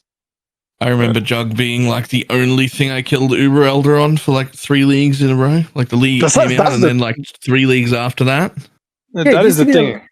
Yeah, That's it used to really be like good the about Jug. bossing guy. Yeah. Now it's like, why would you ever? Like Unstoppable is insane. Like I love Unstoppable. Every league, I just look at. I just want to be able to click Unstoppable. Here's the thing, though. Inquisitor is tankier than the Yeah. Juggernaut. Because you Oh, don't for the get to go nearby- block, you don't get to go avoidance. Yeah. So the idea is mitigation and regen, a combination of those. Inquisitor gets a little bit less mitigation, but not that much. But then like 4 times the regen, so it makes up for it and way more effective life. Just Jug's just not tanky anymore. Yeah, I guess I forgot to include recovery when I was talking about like damage reduction, mitigation, Yeah. Jug, damage and recovery. Yeah. Jug has decent recovery. You really need to invest into it, kind of. With Bone Shadow, you get a lot of it too. Since you're constantly dealing physical damage to yourself, you're always getting your true. regen going. So that's one thing that's nice. That was nice with Bone Shadow again. If the rest of the Ascendancy made sense. Yeah, that's where you got your synergy between Bone Shatter and Jug, where you're saying that Slayer is actually better, but that's something that Slayer that doesn't get from Bone Shatter. That self damage regen. We're already talking a little bit about Inquisitor. What are the top picks for the Templar's ascendancies? You guys think that anyone is doing Forbidden Rite totems? I would say for the Templar ascendancy, don't. Yeah, that's what I was thinking. That's what I was laughing. Just don't. But Templar is a class, so that there is a ladder for Templar. There is going to be someone who takes first Templar. Go ahead, dude. I didn't play enough of this league to know what Forbidden Rite. It seems like a horrible idea because your totems will die and then you'll die, or you will die before your totems die. But maybe someone will make it work. But, I have no idea what you're supposed to do. I would be surprised if no one tries that though. Mini will try, but he will die. He's been looking at some stuff, and he's deep in Cooping territory. It looks rough. Honestly, I'm trying to think about it. Like, what can you even play? Any Archmage stuff on Archmage? Oh no, that's severe Rise Copium right there. This is severe Rise Copium. Well, I heard Archmage stuff is still more or less doable, but then on Necro, because the mana recovery is the problem, and even as a Hierophant, you don't get enough mana recovery to make it work well. But I may be misinformed. If one thing can work, it's like Forbidden Rite totems, but like, how do you get there? That's the question. That's the problem. Yeah, LMP is just brutal, man. Temporal against LMP is just like they're just like Slayer. Honestly, Slayer is the same boat. LMP is really bad. Same for Chieftain. LMP is really bad. Mm-hmm. Yeah, honestly, Templar. If you're like watching this podcast, if you wanna build that to get to level 90, just don't play a Templar, and you're probably like on the right track. Yeah, so it's rough. But if you had to put your money on someone who's going to win the Templar Ascendancy, what build would they be playing? Like the guy who's gonna win doesn't even know what he's gonna play. Yeah. Probably it's like SST or something, dude. I don't know. Unascended. I have no idea. Like, honestly, I don't play this PoE enough to about like what you could even possibly do with Templar. So I've got no idea. Guardian SRS. I did. I heard it went great for Rise in BPL. I guess respect immediately. I guess you played Domblo. That is your best bet, actually. Oh, yeah, true. Domblo is your best bet. Yeah, Domblo is your best bet. Your only bet, actually. You think so? Absolution. I'm just kidding. No, please end my misery, dude. You know, I played Absolution. The character died. I quit PoE for like a month. So that's how Absolution was, man. Absolute garbage. Yeah, well, I wanted to quit after I played slams, but they didn't give 100% to slams. Dude. What is that? Yeah. I played it after they buffed it. I played it after they buffed it, and no thanks. They actually stopped playing the game, man. After that, you know when was the other time I stopped playing the game? In Heist, when I had to open doors. You know, that should give you an idea on Absolution. Shit. Okay, yeah, all right. We're just talking about Absolution. Yeah, God. This guy. That's this guy for Templar. I think he was. Yeah, Baylor. What good Templar builds are there for Gauntlet? Absolution, maybe. You know what? I've got an answer. Oh, you're gonna play a Guardian Spectre build. That's your only option. This guy is gonna be it's not a good one. I'm just saying it's the only one that'll live. Men's gonna go low life Syndicate operatives or no? Doesn't Domblo isn't Domblo good? I mean, isn't Domblo a good option? Domblo's a good option in a trade league. It's an okay option. I don't think it's tanky enough. I don't think it'll live. You have to walk up and punch stuff in the face. It's a strike skill. Yeah, I mean, I know, but like, what else does Templar have? Yeah. Okay, CatMaster asked this question to us, and we got no idea. So, Bill, if you had to put money on something winning the Gauntlet on Templar, what skill would it be? Winning the Templar class, not winning the Gauntlet on Templar. I don't. Winning. I don't think that's gonna happen. Who's the guy winning Templar class, getting rank 1 Templar? What is he playing? And you can't say last epoch. No.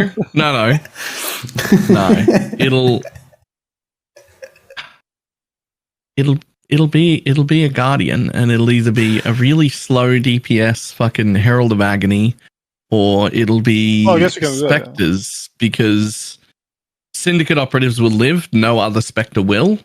So you'll have to get to Syndicate operatives before you can even be a Spectre build. But there's enough for minions in Guardian to get you through. Sort of. This is stretch though. Like it's just what might win Templar. But I mean, Templar ain't gonna win anything else. I think so what you're saying is you could probably go unascended and try something random and probably do well. I mean, there's. Yeah, I wonder how you could do Fist Trapper on Templar. It's actually so far, actually. I think maybe an option. No blinds. Yeah, Traps on non-saber actually. There's maybe an option for Hierophant. Not totems. They'll just die. They'll just die, and then you will, because you've got like 4K life. Maybe mana, maybe mom something. Someone actually linked Rise a POB for cremation that had good damage, but it was non-Archmage. It was Mindful Mana Cremation Trinity. He used the Unearth for Trinity. Oh yeah, that thing. Yeah, yeah maybe. I don't have the POB, but. But do that on Inquis? Maybe something like that. He did on Irofen. He went Mindful Mana. Yeah, Mana stuff. But he was pure like fire scaling. He had +1/+1 weapons, +1 shield. He went glancing blows. Block. And if you're winning Templar, you just want to get level 95, so it's fine. Get a what? Just get level 95 and you win Templar. Yep. Yeah, maybe actually. Kill level 95, kill it 0. Yeah, like no one playing Templar is going to win the Gauntlet, but you can win the Templar Ascendancy. Actually, if you get to 95, then you might be able to do stuff. If you actually. Yeah, imagine that. Just get to 95 and you won something. Wait, hold on. Is Templar free? Templar is the freest thing ever because you can. This is just grind to 95. Yeah, in tier 6 maps or something.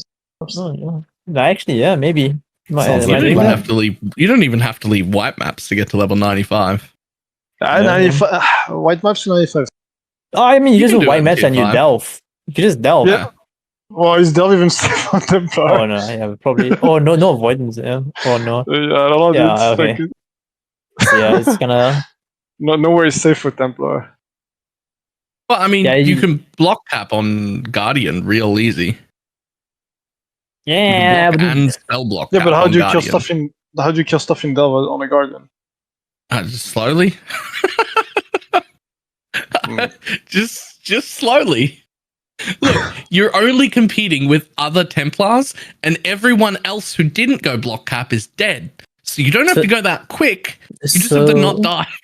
So you're just competing against yourself. So Yeah. just hit 95. Yeah. So, yeah. I guess it has to be Guardian. Between Time of Need and Bastion of Hope, you've got all the defenses that you could need out of an Ascendancy. You get no damage, but you should be able to make a character that's tanky enough to live. Just hold out Guardian and this should be fine. Yes. Yeah. I think Huag Guardian is the my last word on that one, I think. All right. Probably. I'm curious to see how that shapes out. We still got Witch and Scion to cover. Now that we're all at a loss in regards to the Templar, I think we're going nowhere. But Yeah, Witch is has options, right? Just Necromancer. DD, and it's gonna be painful. Nah, Shaper's gonna be painful, yeah. This is gonna be a couple bosses. It's gonna be a lot of pain. I think Detonated. Yeah, definitely that Necromancer. Spectres You're gonna will blow live, but it'll be slower.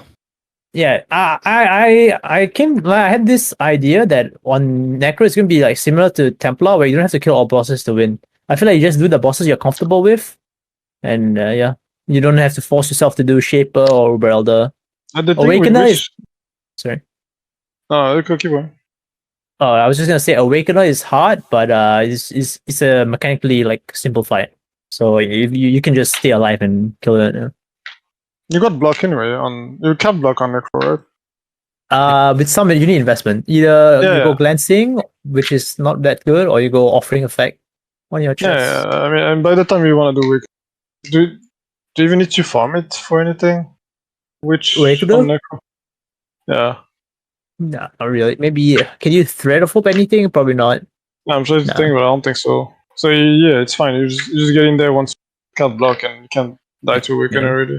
What specters do you use now for Detonate Dead? What spectre bank? Because harvest monsters are not huge anymore, right? So you're just going for the heist monsters? Good, they're still good. They're just not as good as they were, right? It's like the Lithomancers, I think, use the Abyss guys. Lithomancers, okay. They're better than the Rusty Crushers and the... Yeah, I think Pac was saying that they use Lithomancers from Abyss and the heist ones, the Enforcers, whatever. Alright.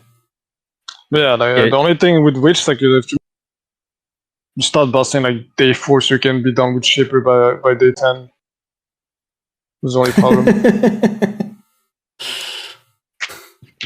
I'm being told that Pac said that VD is slower but more damage on than DD. Yeah. Volatile Dead, yeah. Yeah, I think he said he's just doing VD for Shaper. So maybe you'll just gem swap that. Yeah. Well, VD is great damage uptime because you put them down and they keep they keep spawning the geysers with the projectiles. Oh no, and you're that's not VD. That's cremation.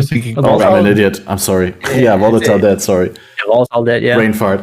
Thanks for Right. correcting me there.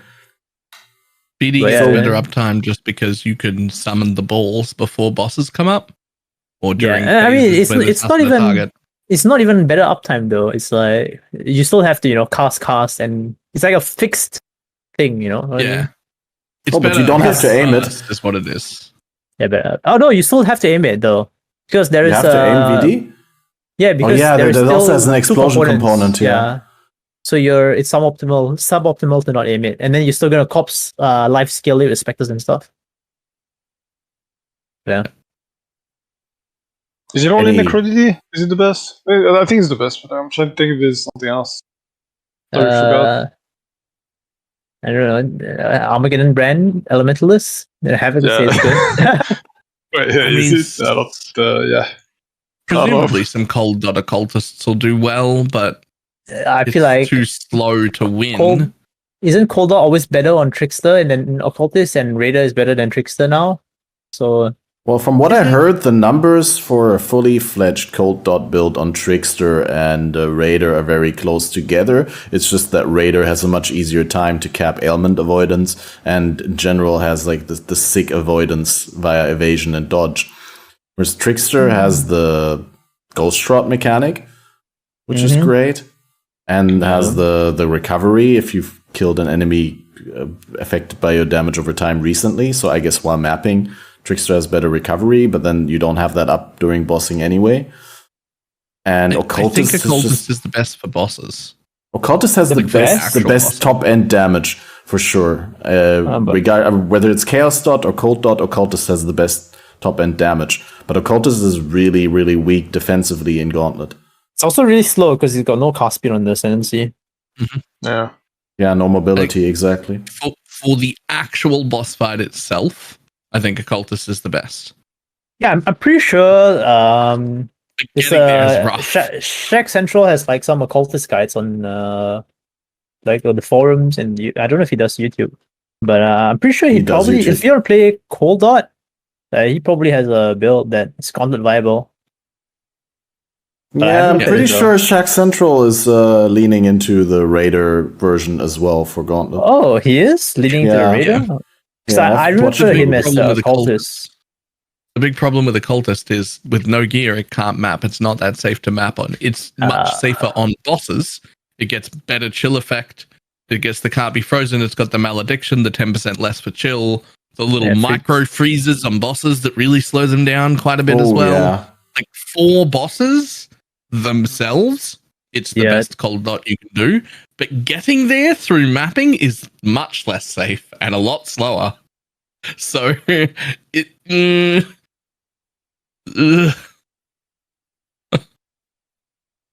the winning build is Necro. I think it's pretty. Yeah. Necro is definitely winning anyway. So.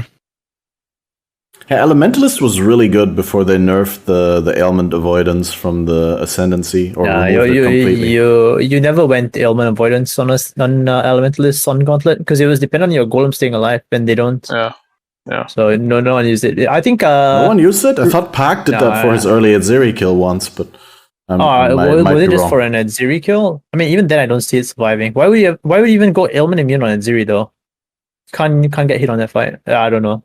But I guess against the trash, I have no idea. Like the successful build was like Rises Fibers, I guess. That was like one of the Elementalist builds that popped off last Gauntlet. And Fibers is gone. And even on that build, you didn't do ailment immunity on Ascendancy. Because, I mean, ailments are just pain, dude. Like, if you see like a trend with like good builds and bad builds, the good builds are ones that can get ailment immunity like relatively easily, and like the bad builds are the ones that can't. No, that's one of the reasons. I'm just YOLOing Unigroshi. Unigroshi solves it, so I don't have to deal with this. Wait, are you shock immune? No, I just get it on gear. On Pantheon. You just get shock avoidance. Reduce effect on Pantheon plus helmet. Good. Like, you don't even need 100%. You just need like enough. So a bit, yeah. Yeah, you just need enough. So like Crusader Helm and Pantheon, and you're already at like 75%. And then you just get the rest from drills. It's too bad the Anointed is bad. The Anointed Flesh. I wish that was better. I literally didn't realize it had immunity to freeze, chill, ignite, and stun. Yeah, it solves everything. Yeah. So that's one of the big setting points for it. Huh. Her blessing, right? The buff, I think. Yeah. The problem's like well, sorry, we were just straying from the witch talk. We'll come back on this later, I guess. Yeah, so just hard to get ailment avoid. I guess Occultist gets the immune to chill. Yeah, chill and freeze, but you want all ailments anyway, so it's kind of wasted. It's cool early on when you can rush that after Cruel Lab and you have to freeze and chill immune, but then later on you want all ailments anyway, and then that's kind of wasted. The thing is, it's not that bad because you can just play with. You can just kind of deal with shock with the flask that you just don't press. You just have one flask just for shock immunity, and you just don't press it ever. You just put and just have it instilled for triggering when you get a shock. Yeah, you just put a topaz with use one shock, because I think these have like 20 out of 60. No, is it 2050? The charges on the so that's the best one to use it on. So you just put it 2050 with reduced charges or max charges, and you're gonna have 3 uses. Yeah, with max charges you have 3 uses. With the use one shock, you just remove the keybind for you never press it by mistake, and that's pretty much your shock immunity. Oh, it feels bad, man. I used to do stuff like that. I mean, there was no instilled orbs before this league, but I used to do stuff like that with the pre-nerf Stibnite, which used 10 out of 30. This was really good. Yeah, this was kind of sad that it's gone, because I was gonna do that.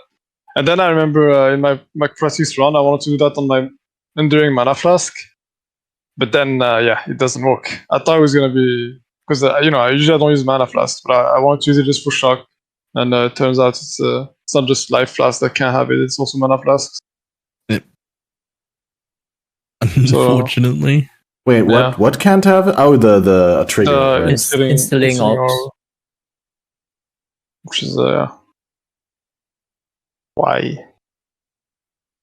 But yeah, that's Witch, I guess. Just play DD or Cold Dot, maybe, if you can make it maybe DD into Cold Dot respec if you want to farm regrets. No, aren't Ascendancy switches deactivated? Oh no, they aren't. Obviously, it's a class gauntlet. Way, yeah. No, I mixed it up with another competition where that wasn't possible. No, I can't see Cold Dot working well, really. Like, I've tried make Cold Dot or Cultist work before, and it's a pain. It's good in trade, but in Gauntlet, the shit ain't happening. Yep. Last but not least, Scion. What's the Ascendant strat? Ascendant can do a lot of different things, no? Yeah, he has a lot. There's a lot of different things at a mediocre level, I guess. But the thing is, like, even the best skills aren't even that good. It's just, so if you may bring it on a mediocre level, like, is that even viable? I don't know. It's definitely Scion, Fizzdot, Gladiator, Necro, Ascendancy. The classic, the usual Glad Necro. Yep, Exile, Glad Necro, block cap, Fizz. GLB is so easy DPS, so. Yo, I'm looking at you can get about 1 to 1.1 million without clusters and stuff. Wait, only bleed? Is it bleed plus corrupting fever? It's exsanguinate. Oh, okay. Yeah. Wait, self-cast? Yep. Or sling. It's a I don't think you can do that in Gauntlet. You need too much gear for this. Isn't the cast people league start it, but also they league start it in trade, so I don't because I haven't actually played it. I don't know. I know it's league startable in a trade league, but that doesn't mean much compared to Gauntlet. The problem with the Sanguinate is the cast speed. If you actually just self casting, it's pretty bad. Like, you need a lot of cast speed. I don't think you get enough cast speed on Scion, do you? So you don't get any. My thing has been slinging it. That's always a thought, but because I haven't personally played it, I don't actually know what it requires. I just am aware that it exists and is good enough, but I don't know what it requires to do that. So I don't know whether it's possible in a solo self-found environment or not. No, I don't think it is. You need if you want to self-cast, you need cast speed, a lot of it. I don't think you can get that on Scion Gauntlet like this. Trapper? Yeah, actually, maybe a Trapper, yeah. This could be decent. The only problem is you don't get throw speed, dude. Yeah, you don't get any throw speed. Even if you go for the Stab Ascendancy, you don't get any throw speed. Yeah, but you get the recovery though. That's the big thing. Yeah. You get all of Sabo's recovery. You get Eerie, you get Pan, you get the blind on hit. You get a lot. Like Ascendant Sabo is actually pretty good. Like, I think the best Ascendant picks are, like, Sabo is really good. Obviously, the Slayer is good. I think Berserker is also good.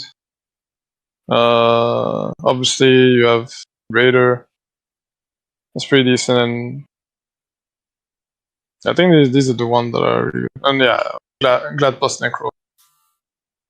Like any combination of these is pretty good. Not any, but like the specific build one that can between work. Necro and Gladiator. Yeah. Does that Necro, bring Gladiator. you to block cap easily with Bone Offering and the Gladiator thing? Yeah, you get block clap pretty easily. Yeah. Because you get like 15% for free. And then And Bone Offering. Yeah. But as for what build you can actually play that's like strong enough, what would be the strongest? It has to be a Trapper, I think. It has to be a Feast Trapper, probably. This Trapper Scion. The highest level Ascendant in hardcore trade is just Exsanguinate. Unleash. Exsanguinate Unleash. Yeah. Was he in trade or SSF? Oh, sorry, in SSF. Hardcore SSF. Yeah. Yeah, Exsanguinate Unleash. He's 96 only though, so that's not very not Not looking good. Second highest is Spectral Shield Throw. And then it's a double striker, so yeah. It's nobody, dude. Okay. So on day 3 of the league in hardcore solo self-found, the highest ascendant was a 6k life block capped summon skeletons build. What? My reaction to actually. It was a summon skeletons build, and this was day 3 of the league, and it's only level 88 Wait, that was an SSF or in trade? in solo self-found hardcore of this league. It feels weird because I think you really need the what is it called? The Blessed Rebirth or something like that, the medium minion cluster for minions to not be able to take damage for 4 seconds after they've been spawned. Yeah, it looks like it was a melee skeleton build with Impale. I don't know if that would go in here at all. I feel like they would just die. Like, I think Scion, what they could do is Rage Vortex stuff, maybe. I could probably do something similar build to mine, but with Scion, Zerker plus Slayer. And then Blade Storm, Rage Vortex. Yeah. And it should be pretty decent. Like I like Scion Zerker a lot because it gives you stun immunity when you get some dam.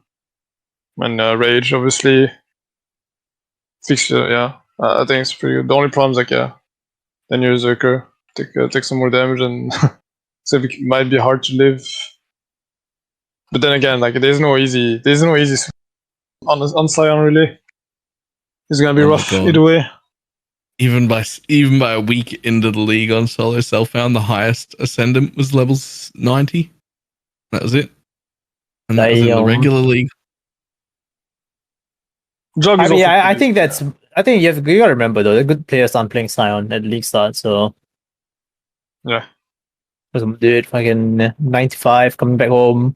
No one wants to play Scion, man. I played Scion last Gauntlet for the race, and the second push. I don't want to play it again. It's miserable. I can't even imagine a league starting with it. Isn't it okay once you get actually ascendant and you get into maps and stuff, or does it just stay bad? Does it always feel like just an inferior class? Yeah, just inferior. Yeah, just inferior.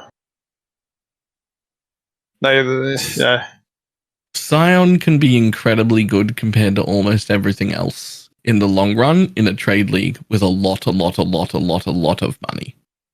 Yeah, it's just passive skills, right? Passive points, just go clusters and stuff like that. Yeah. Once you can get proper disgusting gear, the extra passive points from being a Scion are worth immensely more, but none of that applies to solo self-found or even to early league stuff.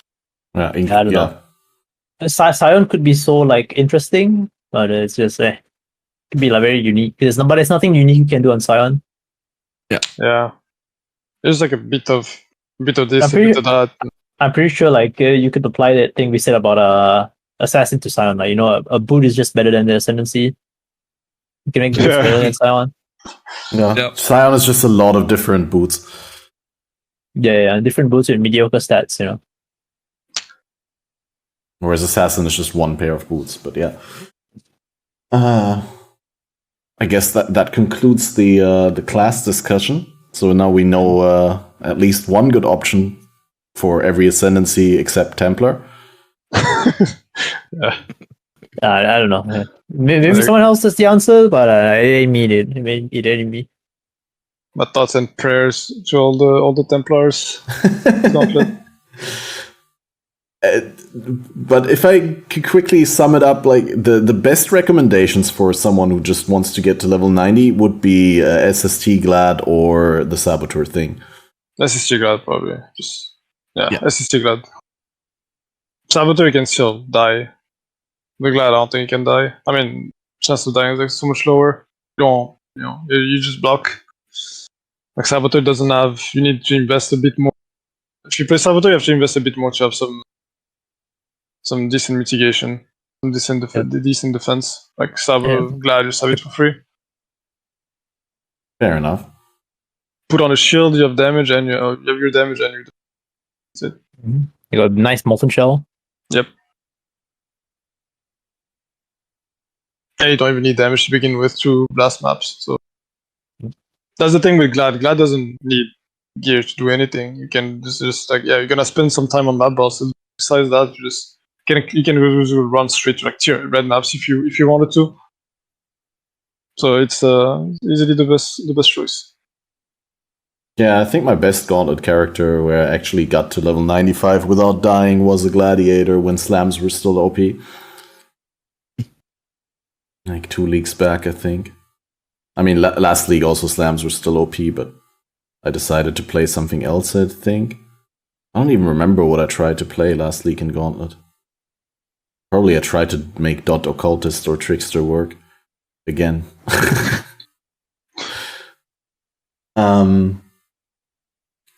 I'm kind of struggling right now with the topic list because we covered a lot of the other questions and topics just in the class category talk. Like we covered what factors to consider when picking a specific build and how to go about picking a build for Gauntlet. What were the biggest hurdles? I think we should directly go into the bounties and discuss some of those. Is there any bounties that are standing out to you guys as low-hanging fruit, something that you want to go for? Wait, hold on. I'm going to bring up the list of the Gauntlet things here. Wait, is there like an actual list? I have to just scroll down through the announcements to look at them. Yeah. Exactly. The announcement document. I'm going to link that in chat, I guess, but yeah. There is the document. The Quicksilver one looks like free money. Yeah, exactly. It's basically as soon as you get the tab full of Quicksilvers, you just do just roll that, yeah. And while you're going, you just use your Reforge speed seeds. Yep. Because it's 50-50, right? Between acceleration and... Oh, no, it's 1 in 3, right? It's cast speed, cast speed, attack speed. Okay, because I was wondering, so just for the people in chat... Why are you taking the strat, dude? The bounty we were talking about right now is the first person to provide proof of having an entire normal stash tab of Quicksilver flasks of adrenaline will win $260. That's quite a lot. And the prefixes don't matter. But the way that I was imagining it was that people would just try and get low-level flasks a lot by maybe doing a lot of dens, maybe several characters or something like that. But you say it's going to be done in endgame. Because adrenaline is easy. I have no idea. That was my idea of how it works. Tidal Island Quicksilver, you can roll adrenaline now, right? No, you need eye level. You need eye level 6, I think, for adrenaline. It used to be 5. 5? Yeah, it used to be 5. But the Tidal Island was only level 4. Yeah, it only goes to 4, I think. Yeah. It's 3 or 4. We talked about that earlier in chat because someone in chat was very, very informed about it because they had practiced a lot and tested it a lot. What? Okay. I shall not judge. Well, I thought that. I also thought that you could get up to level 5, but they said it's not possible. It's 4. So I guess you found like FATED pool or something. Fairy Pool used to be like where I went to farm adrenaline because those quicksilvers. But I mean, let me see. Yeah, you know, it actually if you get like a bunch of Iron Level 5 quicksilvers, your reforge speed guarantees adrenaline. But like the time it takes to farm a tab of Iron Level 5 quicksilvers. How many is a tab? That's like 6 by 12, right? That's like isn't it 12 by 12 tabs? 144 slots and then yeah, but they take 2 slots. Two, yeah, divided by 72. 2. So 72, yeah. Yeah, 6 by 12. Yeah. I mean, 72 quicksilvers in FATED pool, that's going to be a long ass time. You're going to be there for a while. Yeah, I don't think you're doing this. I don't think I'm going to go out. Obviously, I'm not going to go out of my way to like. I'm just gonna like put because you're not gonna do anything with the reforged speed seeds anyways, right? Like the normal item, like what are you gonna do? Because no one has normal or magic items. Everyone just elfs the items and then that's it, right? Yeah. I'll just pick up a quicksilver, transmute it, put it in the tab, reforge, and if I get it, I guess. Yep. So they have to be. Can you even do that? What do you mean? Well, if they're already transmuted, can you already do that? Don't you have to scour them every single time? No.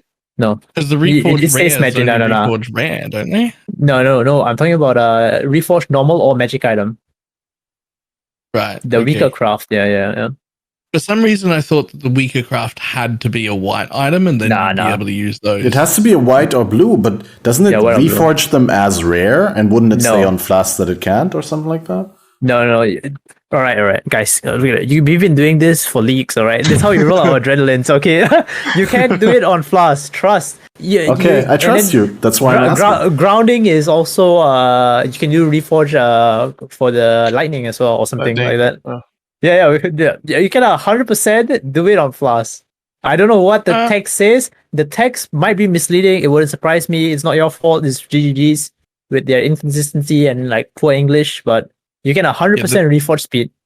The text would definitely lead me to believe that I wouldn't be able to do that. Yeah. So I've never attempted it. It's probably it probably does say that it'll reforge the item into a rare item because that's what it does to normal and magic items, right?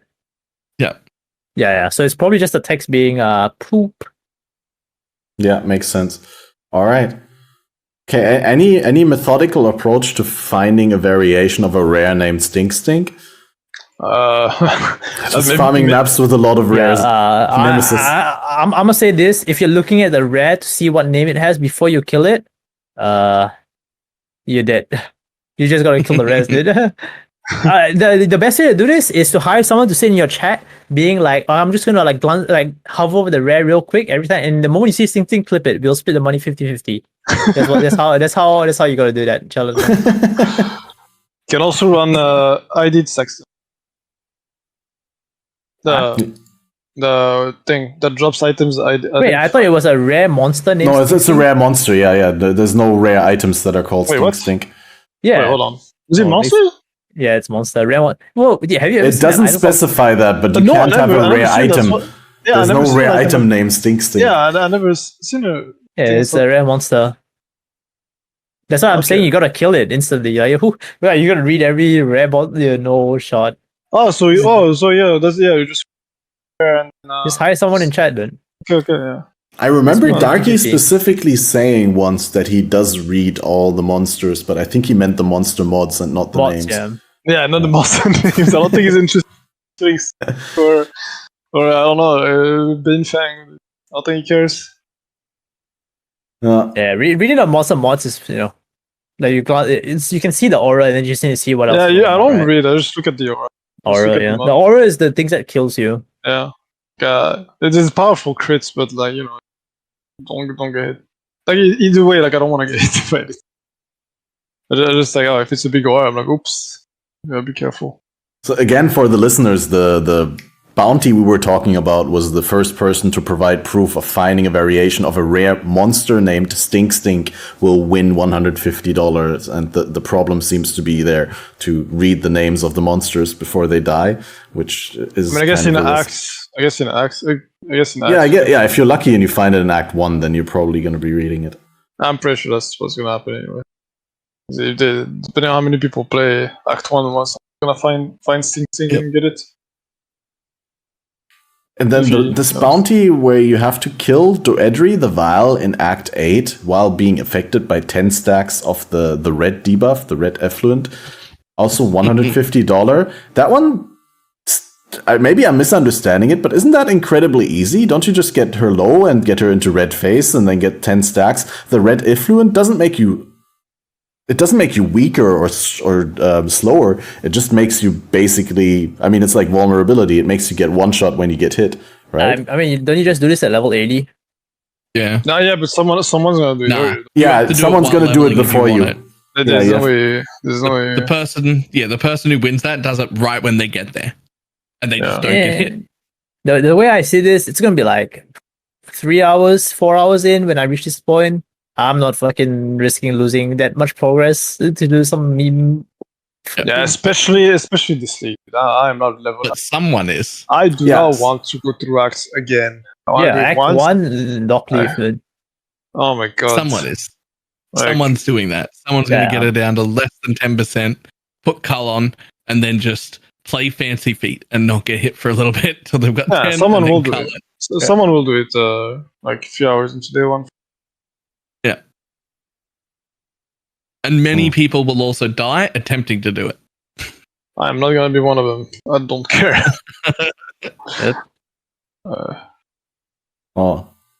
Yeah, I don't know how long it takes to stack up 10 stacks of that stuff after you switch into the red mode.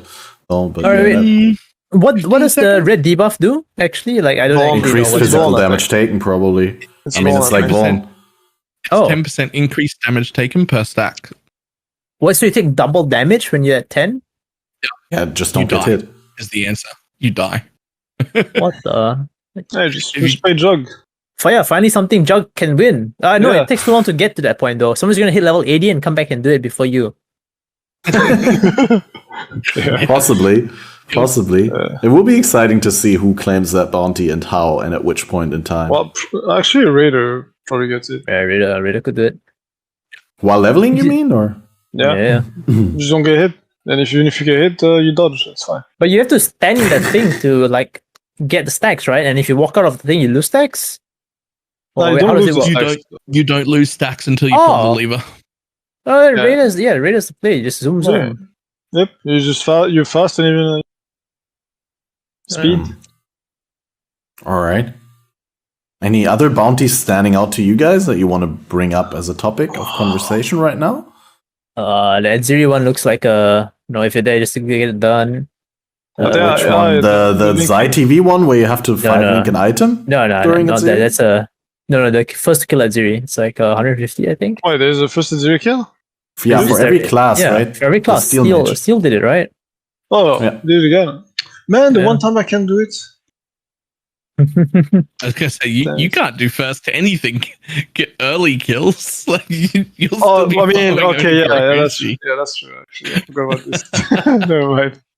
Well, I mean, unless you're going with the strat of going, then not even then. If you're going with the strat of SST Glad first to farm some gear, then you're not killing it zero. You're there to reflect though, SST Glad. Yeah, you can do it. Yeah. Yep. So yeah. Like last league I was supposed to do it, but I never got a midnight. A champ found a Sibyl. Oh, it was Exile actually. I got it last gauntlet. He found a Sibyl before I found and a midnight before. It was pretty tilting. I don't know what else is there.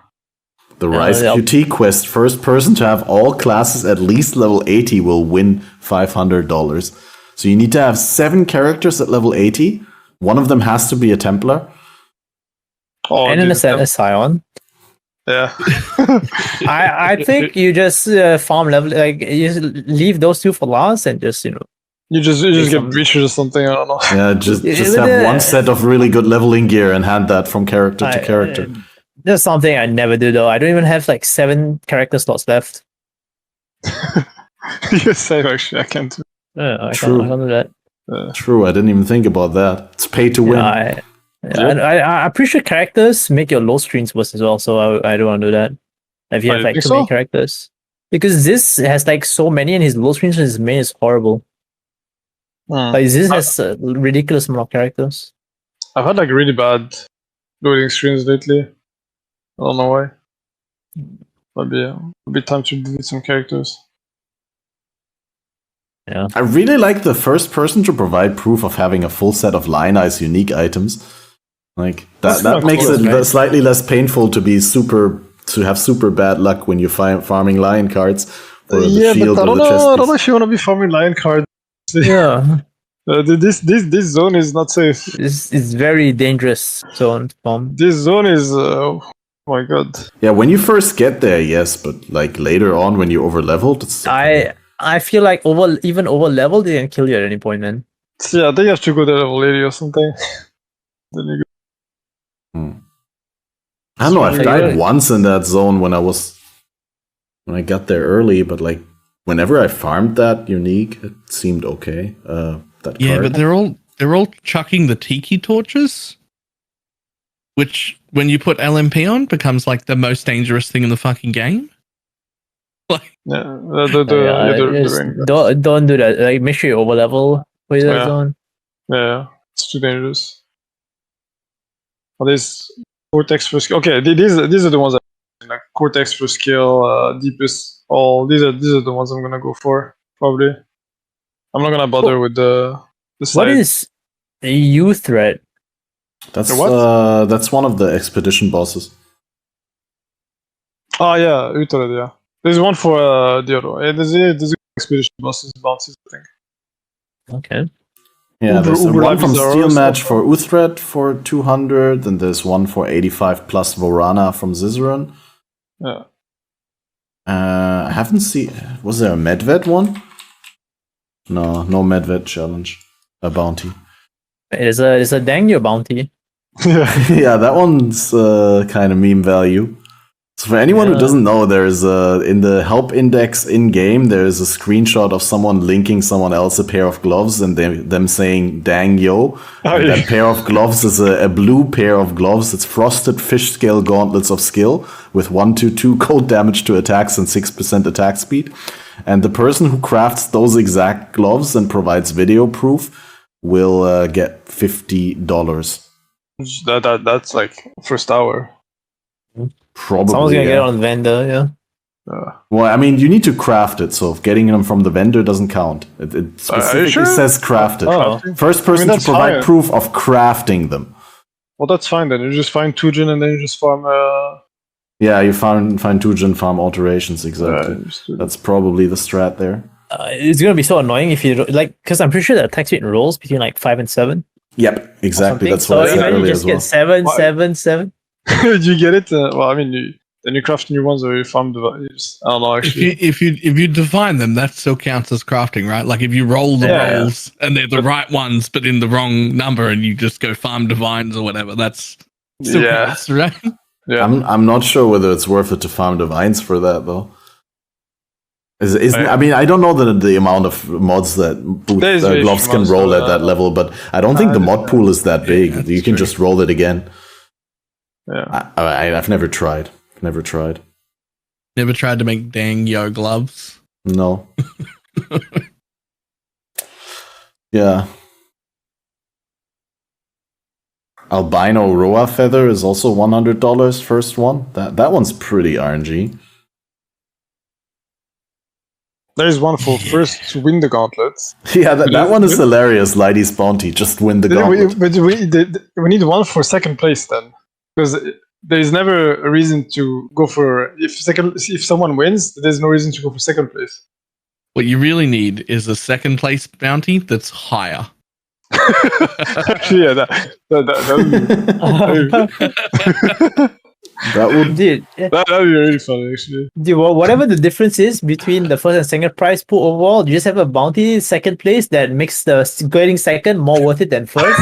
Imagine that. Yeah, that would be hard because there's like one tier of the first place. And you end up with many people, or two or three people, like ready to win, and all They're just going. waiting. But I need someone else to go first. But then if someone else goes first, and then everyone tries to get second at the same time, people miss out. Dude, They're just waiting inside Alluring Abyss or with Zero and Cull, waiting for someone else to complete the gauntlet. Yeah, just sitting outside the So, room dude, where just they put outside the the room. portal, The just guy in enters Cull range. first. No, the guy who enters first does all the bosses, then enters Brazier and just stays there. Just AFK there. AFK. Yeah. Off stream.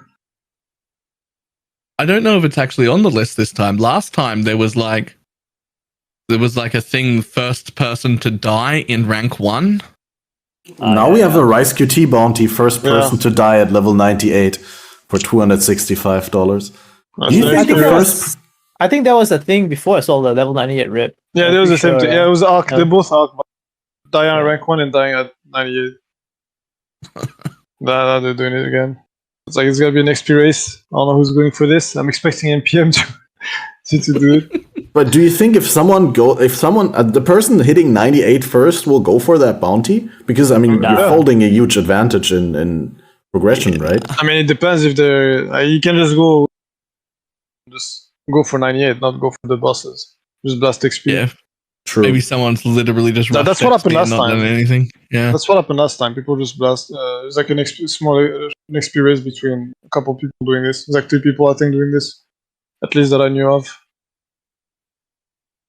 So I think it was like, what? Who was doing it last time? It was like, I think NPM. I think it was like NPM, Pleb. Someone else was doing it. I know that I know of at least. Go level Probably 98 not. and try Uber at Ziri. Yeah, I mean, yeah, exactly. Yeah, just go 98 and kill Uber or die. And if you kill her, then well, I guess I'm killing bosses.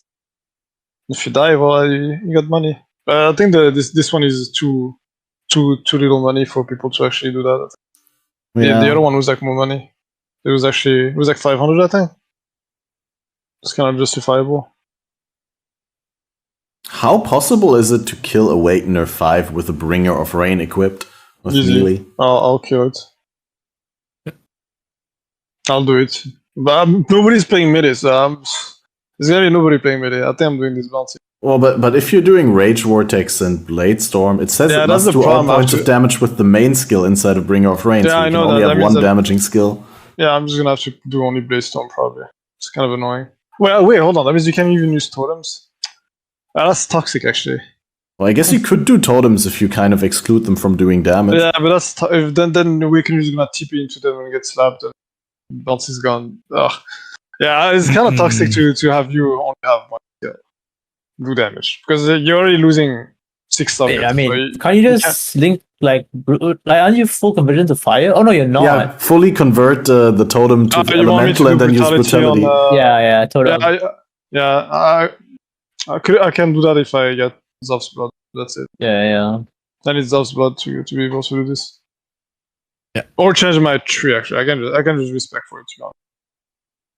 Yeah, just go Avatar of Fire, easy. Yeah, that's one of my force trees. it to literally do 0 damage.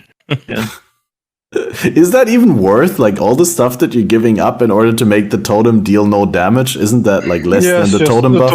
The totems give you damage. I mean, with two totems linked to multi-totem, and you end up with like you do like protector. 20% more attack speed and 20% more melee physical damage. Like it's pretty big. Wait, You totem do buff protect- stack? Yeah, you do protector. No, they're plus, two different. War They're Chief. 2 different totems. Yeah, you do protector and you do war chief, and that gives you like 50% more. So, and if you do protector, war chief, and you have a Val war chief, you can put down all 3 totems and get all 3 buffs. No, that doesn't work though. You can only you can, but it doesn't give you more buffs, so there's no points. You just do. Doesn't the Val give you a different buff? Yeah, it does. No, it's a buff that doesn't stack with the actual war chief. You Yeah, only it's get- a stronger version of the actual Oh. War Chief buff. Okay. You can, Overrides, I yeah, guess. so the only thing is like, yeah, you could potentially have all 3 if you have 2 different war chief gems. Because if you use Val war chief, it's gonna put both of your charges at once instead of the war chief itself. Damn. Yeah, you can have like 1 protector and 2 Val war chiefs, for example. That's what happens usually.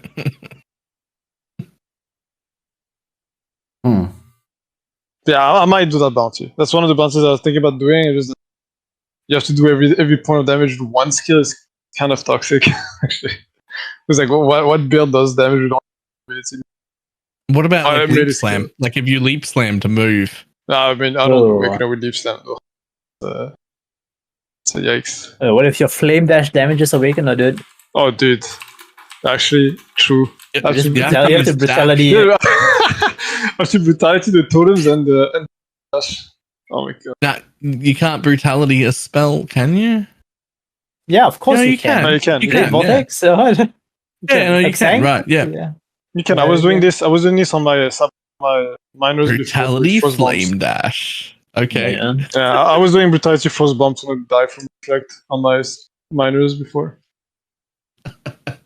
Fine. No. Minus dying to reflect sounds familiar. Yeah, frost bomb was. Yes. Oh boy. Yeah. Yeah, I guess we covered most of the interesting bounties. Mhm. What else is there to talk about? I think we want to end soon, as we don't want to go for longer than 3 hours. We're probably quickly mean- talk about the flask and ailment mitigation topic and see how Oh. how that works out. What are you gonna do? Okay. Are you all gonna go for Arctic armor early just for the freeze? I'm doing AA and set. And I think Khan's going ailment, like full ailment avoidance, right? No, you only Goroshi and then shock. I'm only avoidance. Goroshi, so Shock reduction, yeah. I don't have to worry Like, about it. Like you just need to, I don't know. I think ailment's pretty poop state, but because like Yeah. now people just go Raider or Onigoroshi or Sap, then A. People don't go any Goroshi. Oh, I mean, yeah, I'm I doing guess it just okay. Khan, yeah. But People go Raider or Sab, and Khan will be Yeah. using it only Goroshi. yeah. but I think GG did say that they are gonna work on it, right? So Yeah, like, it's fine. pretty bad. They're It's gonna pretty bad. they're gonna give us more options and Yeah, it's pretty bad It's- right now. yeah, it's for yeah. I don't know. Yeah. Like, I feel like if they wanted to change the flag the way they did, like they had to do it like one way, like either Yeah. nerf, like either we have less charges or they do what they do right now. Yeah, but Not both. they just went full GGG on the flask and just nerfed the shit out of it. So Yeah, like every single aspect. Like the Yeah. flasks are worse. You have less of them. Like Yeah, you get It's- fewer charges. The flasks it's are like- worse. They need it's like more no, I don't charges. even. Yeah, I mean, maybe that just means that okay, if the flasks don't do as much, then not having charges don't matter that much. What are you losing, really? No. It's the same boardroom nerf strategy. That's what I've been calling it. It's the boardroom nerf strategy. different people opinion saying is- different things. Yeah, they Mm. put 10 people in a room and say, hey, this is our problem. We think this is too strong. I want you 10 people to come up with different ways we could nerf this. Then someone comes in and listens to all the ideas and they go, fantastic, do them all. And then they walk away and they're like, whoa, no. We all had individual ideas. One, you're going to, no, you can't. Oh, they've done them all. Is this really how this goes on? Because that would I don't explain. know. Feels like it because they did the same thing when they feels nerfed like it, yeah. Occultist. They did the thing when they nerfed Blade Vortex. They Slams. That's Yeah. the normal way to nerf Like things. the thing is though, Archmage. for those like Archmage, Blade Vortex, Occultist, these are like meta defining changes, right? And we have to remember that GG is not trying to make a balanced game. They're just trying to define the meta each patch, right? So some things are going to be stronger, some things are weaker. But with this, it's like this just makes annoying it for everyone, right? Like what is Yeah. this even doing? Like I don't know. I feel like it's okay to do that stuff with ascendancies and skills. But with something like ailment immunity that affects everyone, regardless of what you're playing, it's like why would I don't know. It just reduces like you have less choices too on top of whatever they or like rebalance the game like skills ascendancies whatever. Like doing this on the flask just even Yeah. further increases like the reduces the viability of some stuff. I actually think the meta is quite good, you know. Like, but then it's like the flask. Why would they do that? Why? That would be fine if melee was kind of playable with the meta. Melee was strong for so long. I think it's okay. Right. We've had these phases where melee is good, melee is bad, melee is good, melee is bad. Yeah, Counter is I know good, counter is bad. It's Mind honor phase, itself. mind trash. When, Yeah. It's when do honor bows itself, become dude. good? It's honor itself. Wait, Like, sorry, what? it's- What's that, Bella? What do you mean? What do you mean when the bows become toxic rain is a bow skill? Hello? Oh, Is- come on. are you Toxic Rain is sleeping not under a bow rock? skill. What? Toxic I have Rain to is use. a I have to spell that use. has an I have attack. to use a bow on it. Okay, I can't use it with a sword. What you mean? It's not toxic stab. It's toxic rain. Okay. But it's a spell that has an attack tag. It's a bow skill. It scales exactly like a spell. Yeah, but you don't get to wear a shield. You want plus levels. You want all that. You don't care about the damage that's on the bow. Like, but quiver scales its damage, dude. What you mean? I'm just saying, Toxic Rain and Caustic Arrow, Elemental Hit, they're all spells with attack tags. Yeah. That's what they are. I mean, there was a time where bows were insane, like TS meta, right? But even that was like, it was only really better with Headhunter, in my opinion, like back then. I mean, that was the game was different though. You just wanted to map fast. Like, I'm pretty sure all tornado shot would be complete garbage right now. Yeah. What people want to do. Yeah. You can't kill bosses with it. Yeah. I mean, then again, didn't Jung do some Hydrosphere shit with it? Is it Jung? I don't know. Someone was doing Hydrosphere. Oh no, Grimro was doing Hydrosphere Tornado Shot or something. But but that's SC trade stuff. You can do anything there. Yeah, that's true. That's 300x worth of gear, and then you're fine. Like every time I remember people trying to say that spams, for example, are still viable, and they just talk about SC trade. Like show you like SC trade Zerkers, 4k HP. I'm like, yeah, cool.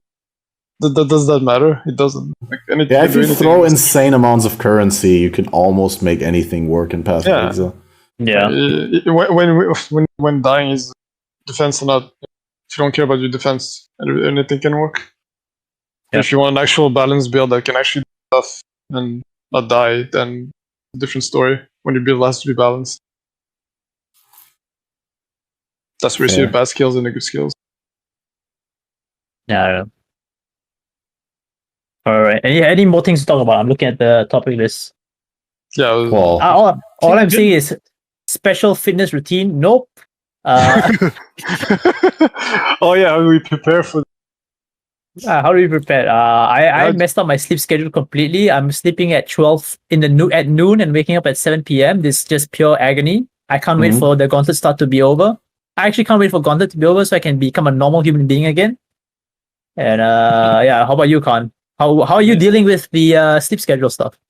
It's like usually my sleep schedule always perfect for Gauntlet starts. I wake up in the day, like in the evening or in the middle of the afternoon, and every single time when a Gauntlet comes up, like I somehow magically fix my sleep schedule, and I wake up at 7 a.m. in the morning, and I go at night I want to go sleep, and always like this. And then I have to do some like emergency last like 1 week trying to fix my sleep schedule. It never works.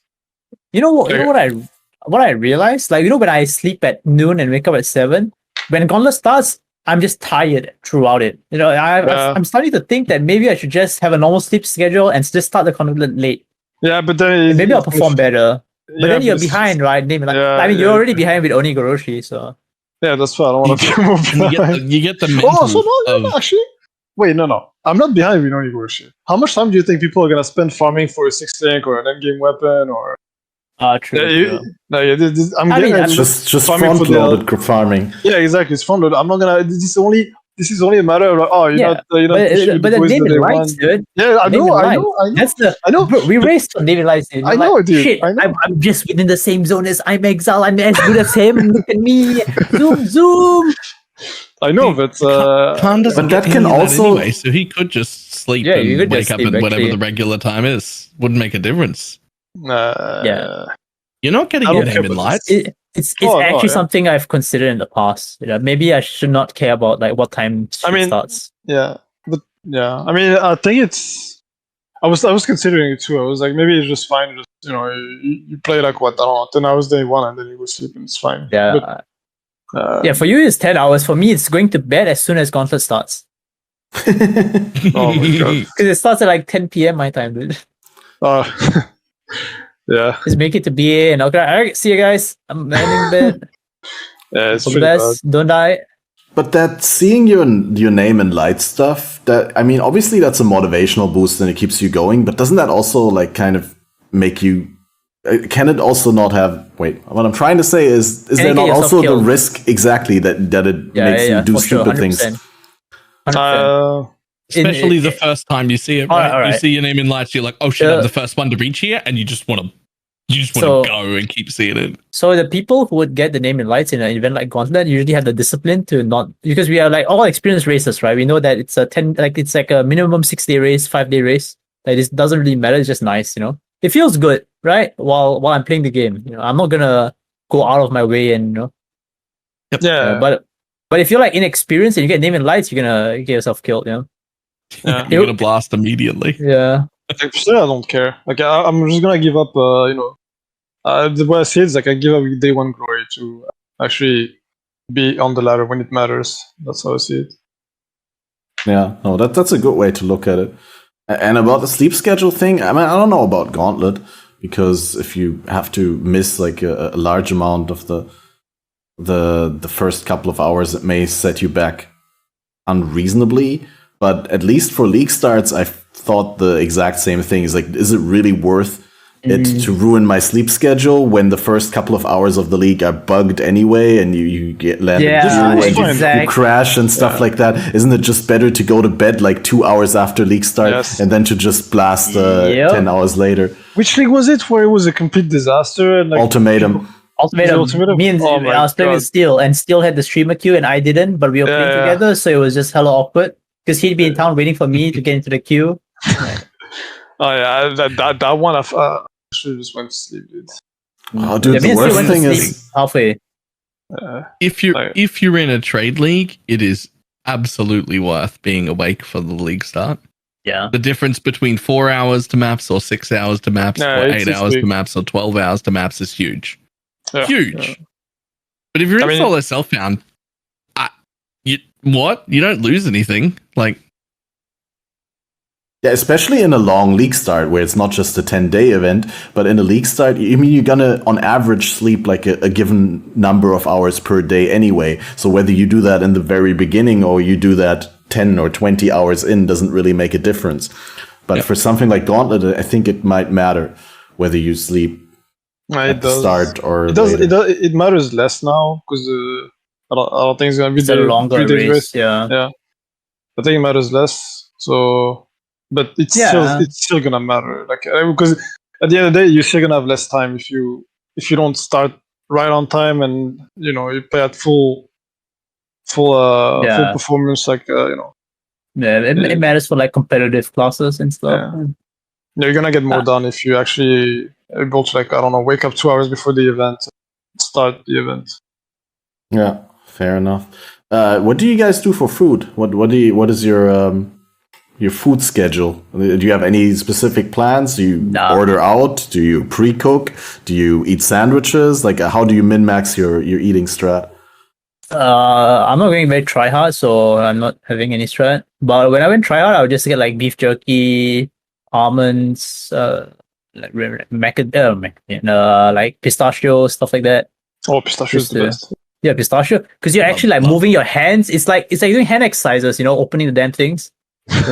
So you eat them while playing or while like inventory managing, or? No, I just take a break real quick. Like, I'm not gonna eat. I will never eat while. I'm not gonna take a spoon, put in my mouth while I'm playing the video game. I wanna enjoy my food while I eat, even if it's crap. I'm gonna enjoy it. Exactly. Even if it's like a 4-minute break where you're still sitting at the computer, but you've just stopped to eat something. Yeah, I will definitely stop. I will never. Yeah, I will never do that either. Like, if I'm eating, I'm eating. If I'm playing, I'm playing. That's it. The only thing I do, I'll eat, like I'll drink something, or I'll get a small snack, real quick. It's like pistachios, whatever. I think like I have some chocolates or whatever that I just just to fuel pistachios and beef jerky. Yo, beef jerky is insane. I love it. The camel told me to do it. I'm like, oh shit. Is it even? What is it even? I don't know. Beef jerky sounds. Yeah, I know, but it's like it sounds.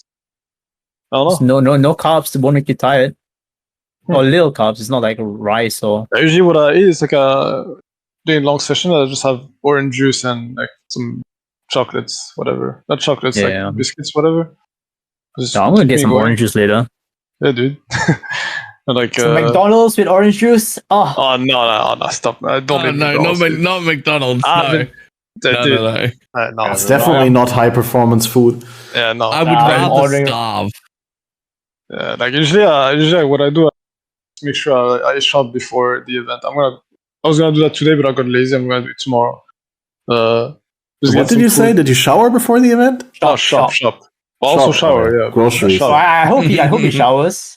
Although I wouldn't surprise me if he didn't. I mean, you're not gonna smell his hands on like. Smell your hands through the screen, dude. Yeah, dude. Things. No, but I usually make sure I have I have juice basically. Juice, I make sure I have okay. the war juice. I have the war juice ready. Like Yo, I should get some war juice.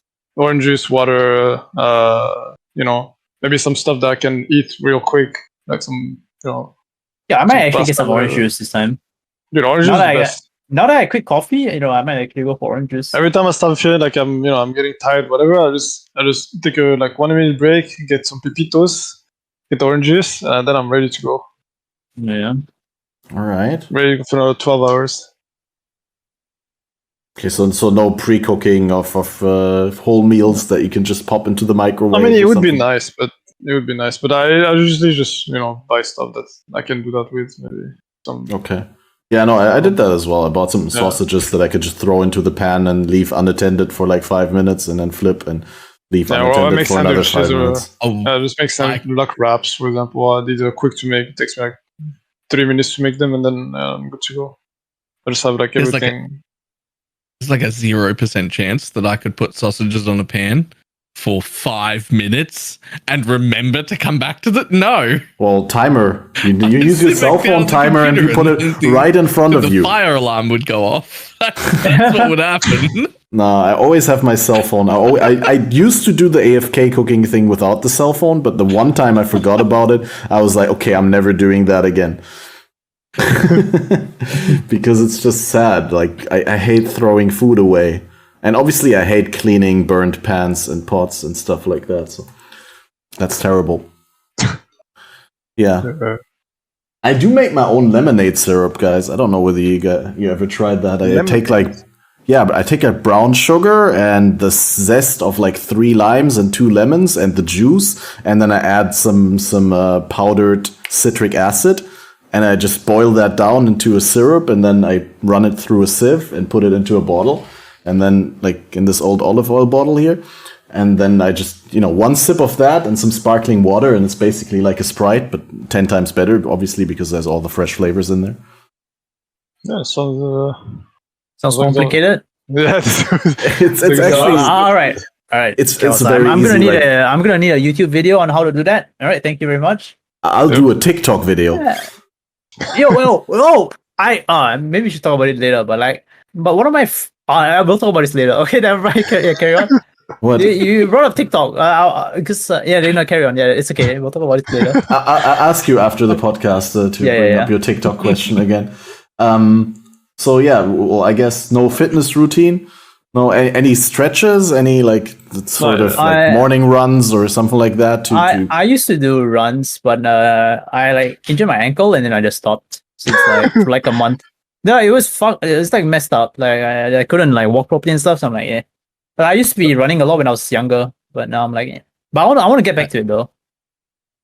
Specifically for the gauntlet, I mean, for me also, I noticed it's much easier to sit in my chair for a prolonged period of time and be at rest when I actually had a physical workout beforehand. Is there any benefit to fitting that into your schedule? It's 100 after gauntlet, I'm probably going to continue running, but it allows you to focus better and stuff. Having exercise, if you're working out, it's just better for you all around. Healthier, you stay up longer, stuff like that. Yeah. Yeah, stretching is also really important. Yeah, I would to teach people hand stretches. Yes. I think do it. So why don't you? There's the best one. We're going to do it now because they're important. There's the normal ones that everyone knows, which is just stretching your things, right? But then there's this one, and there's a little mnemonic thing that goes with it, right? This is the best hand stretch you can do, especially for people who are on computers for a long time, right? Yes. Okay. I'm a duck. So that's the thing. Yes. What? Okay. I'm a duck. Right? This last bit's important. Stretched out as far as you can. Right? Keep the fingers straight and bring them together. That stretches all through there, all through your hands, and all the way down here. All right. Okay, so yes. Yes. Okay. Okay, I'm a duck. All right. Right? Did we learn? You do Just that. You do okay, that but- about every hour or two while you're playing. By the end of the session, you will still not have sore hands, even if your session is 20 hours long. Yeah, that's You good know, for the fingers. It's actually like better for other games, but it kind of sucks for PoE. I noticed there's no downtime in PoE. Like when you're playing it. Other games, you're in queue. You can do shit like that. You run Stash ads sorting. or whatever. But now it's the PoE is like, what is the downtime? Waiting for the map to load in. Yep. It's an unhealthy, abusive game, all right? This particular use of stretches was primarily learnt because it can teach you whether or not your arms are too constrained. Like you can, but it works really well for this. Yeah. So like if bands around your arms are too tight or something, if you can't do those actions, then things are too tight. Interesting. I want to add to those stretches real quickly. My regimen of here. I'll do that. For Oh you. no, he's pointing shit. down.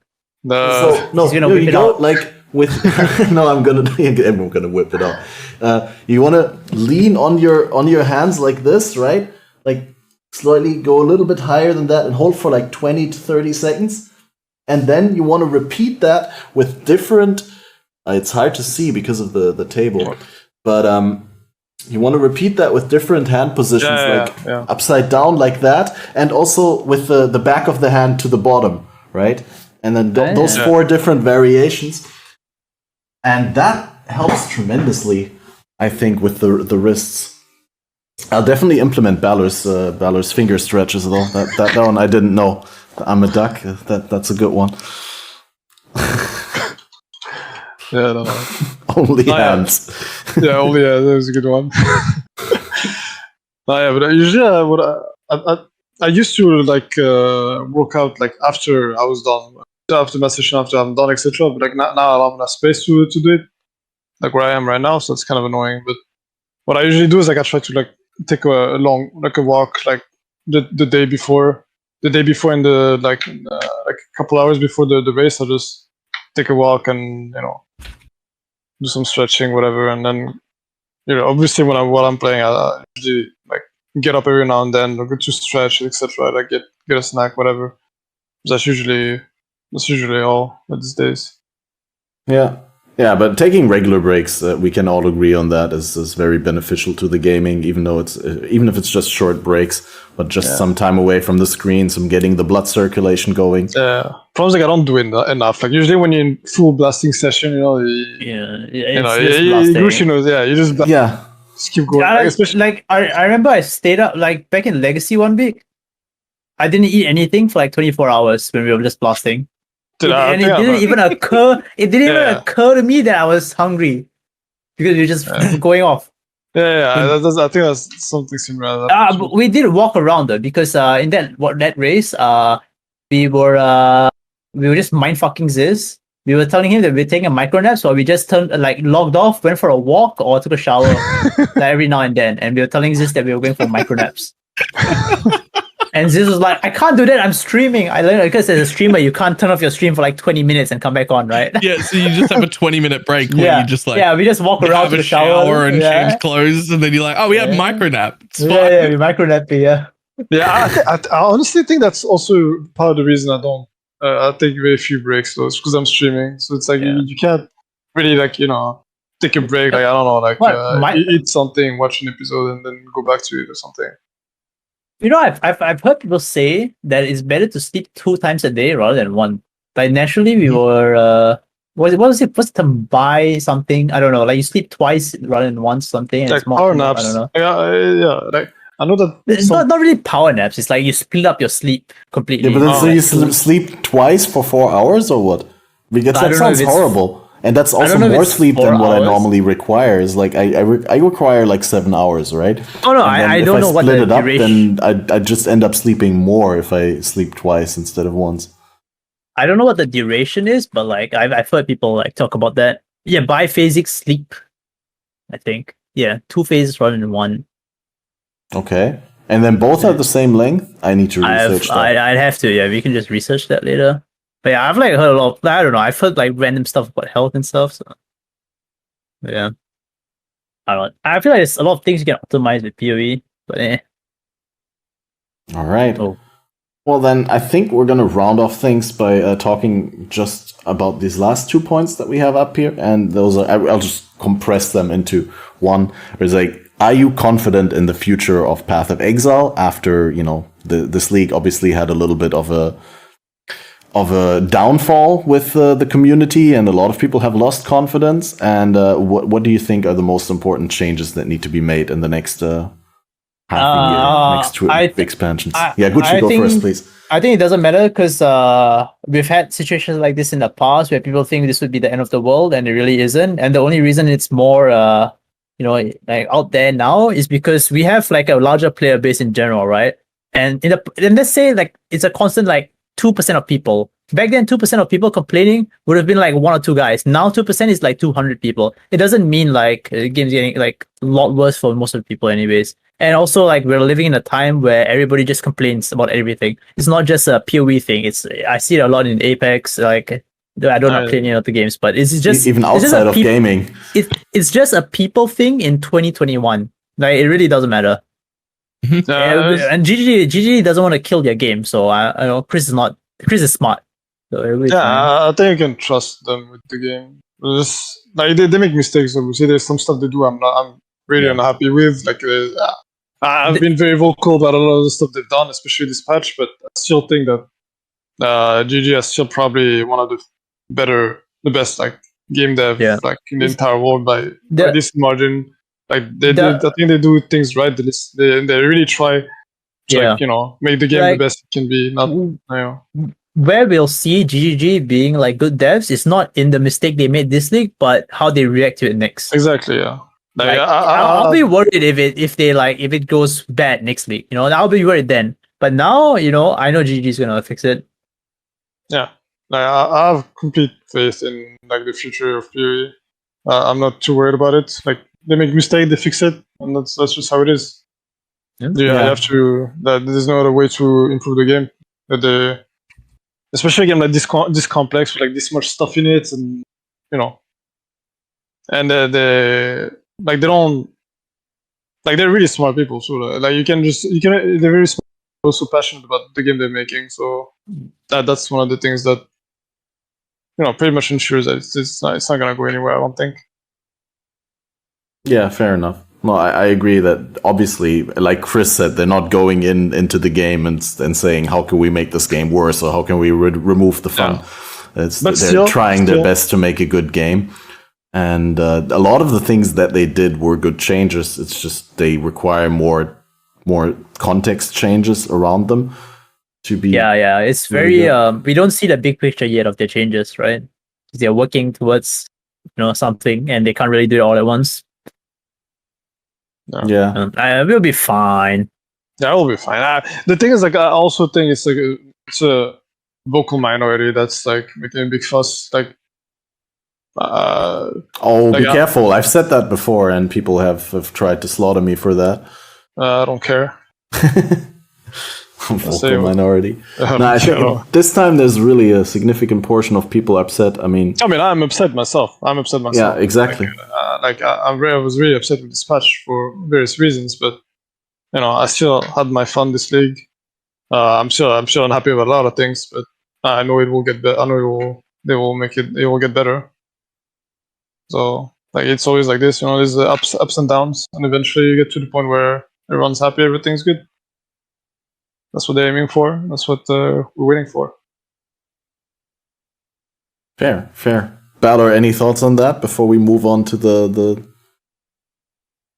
end? Every time I say my thoughts, I just get 300 people in the comments telling me how shit I am. Play Shattering Steel, you idiot. It's fine. I think this is the best game state we've had in 2 years. I still think this is the best game state we've had in 2 years. I very, very, very much like it. There's still plenty of things I'm unhappy with, but most of it is just because they're only half done. Like, they nerfed all of our defenses with the intention of giving us a bunch of other defenses. Yeah. but didn't actually do that this league. So we're just in this state where the easy bullshit defense we should never have had, like flasks, were way too strong and are actually in a really good place now. But they didn't give us the defenses back in other places that they're planning on. So like there's things like that have to happen. Yeah, exactly. But it's like we things know that they're happening. So this direction is my favorite direction. Yeah, I couldn't say it much better. I agree. I'm afraid that probably dodge and block and the RNG bullshit defenses are going to be next on the chopping block. And I very much in the same train of thought where you said we shouldn't have had flasks as these OP bullshit defenses. Yeah, flasks should have never been the answer to ailments forever, and also I think 100% ailment avoidance should not necessarily exist. It does make the whole thing rather uninteresting. I mean, I don't know what the absolute better state would be, or the absolute best state of ailments. I have no creative ideas. I'm not a game designer, but I personally would like it a lot if you could play around ailments instead of ignoring them, or like either ignoring them or being dead. Would be cool if there was a middle ground. Yeah, that's another. Yeah, just one thing I wanted to quickly throw in is I think that we're in for some really, really cool endgame bossing content. I have the suspicion that the fact that they're removing aura bots in their current state next patch, what they said, that opens up some really great design space for awesome boss fights when they know that it's not going to be trivialized by one archetype. Wait, I think I missed that part, but Aura bots gone next patch. Wasn't it like in 2 patches or something? I thought Chris Wilson said on Gazi's podcast that they're nerfing aura bots for 3.16, but they may have already gone back on that and said that they're not making it for 3.16 because they really loaded a lot of stuff that they want to do for. I hope they don't make aura bots like completely not viable at all, though, because I feel like we've gone in this trend of discouraging group play. Then I don't really like it. I feel like I agree with you on the group play thing. Right. They should create incentives to play in a group and to play with your friends. But the way that aura bots currently work, that just the mere presence of another player with a specific build multiplies your damage by 5 to 20 is more stupid. I'm just worried that they do their typical GG approach and completely nerf it, like the boardroom nerf, right? What you're talking about, just nerf it to the ground and nobody ever runs it. Yeah, but they could just have different ways of supporting your group, like not just have auras, but I do stuff for you that's useful for you, you know. Like I think someone mentioned at some point, like even like grouping up monsters together or something like this with them. Like, it's really interesting though. Where are they gonna go? Because grouping up monsters, we had that in the past. They didn't like it. That was the sucking up ghosts meta, the ghost busting stuff, right? So they clearly don't want that again. Then active skills. I mean, what active can they do? Like curses? I don't know. We have curse bots. Is that active enough? It's not really active though. I mean, it kinda, yeah. But it's not interesting, you know. You just make the monster weaker. And then the crowd control is my biggest guess as well. But they can't really have people suck up the monsters. Maybe some knockback support. I don't know how that's gonna work. Yeah, so I'm just waiting. The obvious archetype of healer, maybe, but that I can also not imagine that to not be OP. If someone allows you to do in one portal what normally you'd need 5 portals to do. Well, that'd be cool. That'd be something cool. Like, for them. You play character that doesn't have recovery, and support helps you fix that recovery. That'd be fine. But yeah, I mean that's a problem for the game developers to solve. But yeah, that's why I just wait and see. I don't try to do this, do that. I wait, I see what they do, and then alright, this is good or this is. But if you had to name one thing that needs to change in the next 2 patches, what would it be? Defenses. I just want defenses and non-conditional defenses, because I think conditional defenses are a huge problem in PoE, and like. It's like flasks were part of the problem. Like there are conditional defenses that forces you to go fast, so you have them all the time. Yeah. But that's bad. If you just have your defense all the time, then you won't be like forced to just go fast, you keep these flasks up. That now sucks, so it doesn't matter that as much. But yeah, I think the defenses are in a bad place, and the concept of conditional defenses is really bad in the current PoE state, especially with all the bosses they keep introducing with a bunch of downtime that don't allow you to keep these conditional defenses, and suddenly, boom, you're dead because you have nothing to fight to keep your defenses up. This, I think, is really bad, and I really hope they look into it. That's fair. So you're giving up your slams for that change. Yeah, basically. Instead of saying revert slams, you say fixed defenses. I don't care. I don't really care. Like whether it's slams, something else. I just want to be able to play and play. Usually I play melee. Like it's there's no slams. I'm sad. Like, I think slams would be. It was an amazing archetype. You play well, you do a lot of damage. You don't play well, you do no damage. And that's like high. Like you put out, you get out what you put in. So and I think it was a good thing to have in the game, and instead of just deleting it completely, you could just tune it down. I was completely fine with numerical nerfs, but they just basically said no, it's gone. And I think it's a mistake, and hopefully they'll go back on it. Otherwise, we're just back to just holding right click, and that's it, and that's just not very fun. Yeah. Although that might also happen if they just make defenses too good.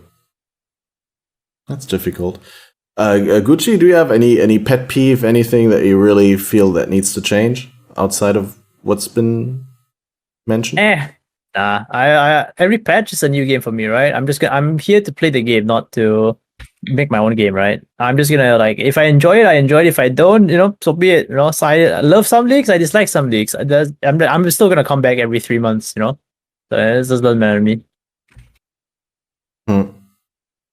Yeah, no, that's a cool way to look at it. That's actually the kind of view that I tried to promote in the beginning of the league when people were so negative, because they compared the power that they have this patch to the power that they had last patch, and they just saw all their builds being gutted, and they're like, "Oh, this is shit." But I'm like, just look at it in the ecosystem of the current patch of the game.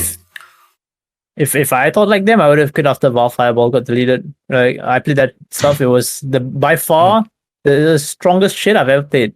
Nothing even close. Or double dipping. Valpack, Valpack, Val Fireball, CI, double dip. Val Fireball was all of that. Val Fireball was Valpack, double dipping, CI, Headhunter. You imagine if you had dynamic resolution back then. Oh my god. Val Fireball was a build that moved speedier than any build has in the last few leagues ever anyway. It was a way faster game back then. Yeah. Does dynamic resolution even do anything for you? I feel it's very system dependent, but mostly I feel like in the situation where the performance becomes so bad that the game scales down the resolution, changing the resolution doesn't matter because there's other things that make the game slow, like an insane amount of monsters on screen. Maybe with Val Fireball, it was a slideshow. It was literally a slideshow. So you want a pixelated slideshow instead? Yeah, I don't mind a pixelated slideshow to know where I'm going, because that way I can clear the map faster, right? Because I know the shape of the map, so I can, Because it's just show, right? Oh, it's easier to read the overlay mini-map, right? I get you. Yeah, just go that way. Balor, you any closing statement? What do you want to see in the next 2 expansions? Big change that's pressuring, that needs to come? Not really. No, not really. I'm really happy with this direction. I hope they don't suddenly decide to make it a bunch easier again.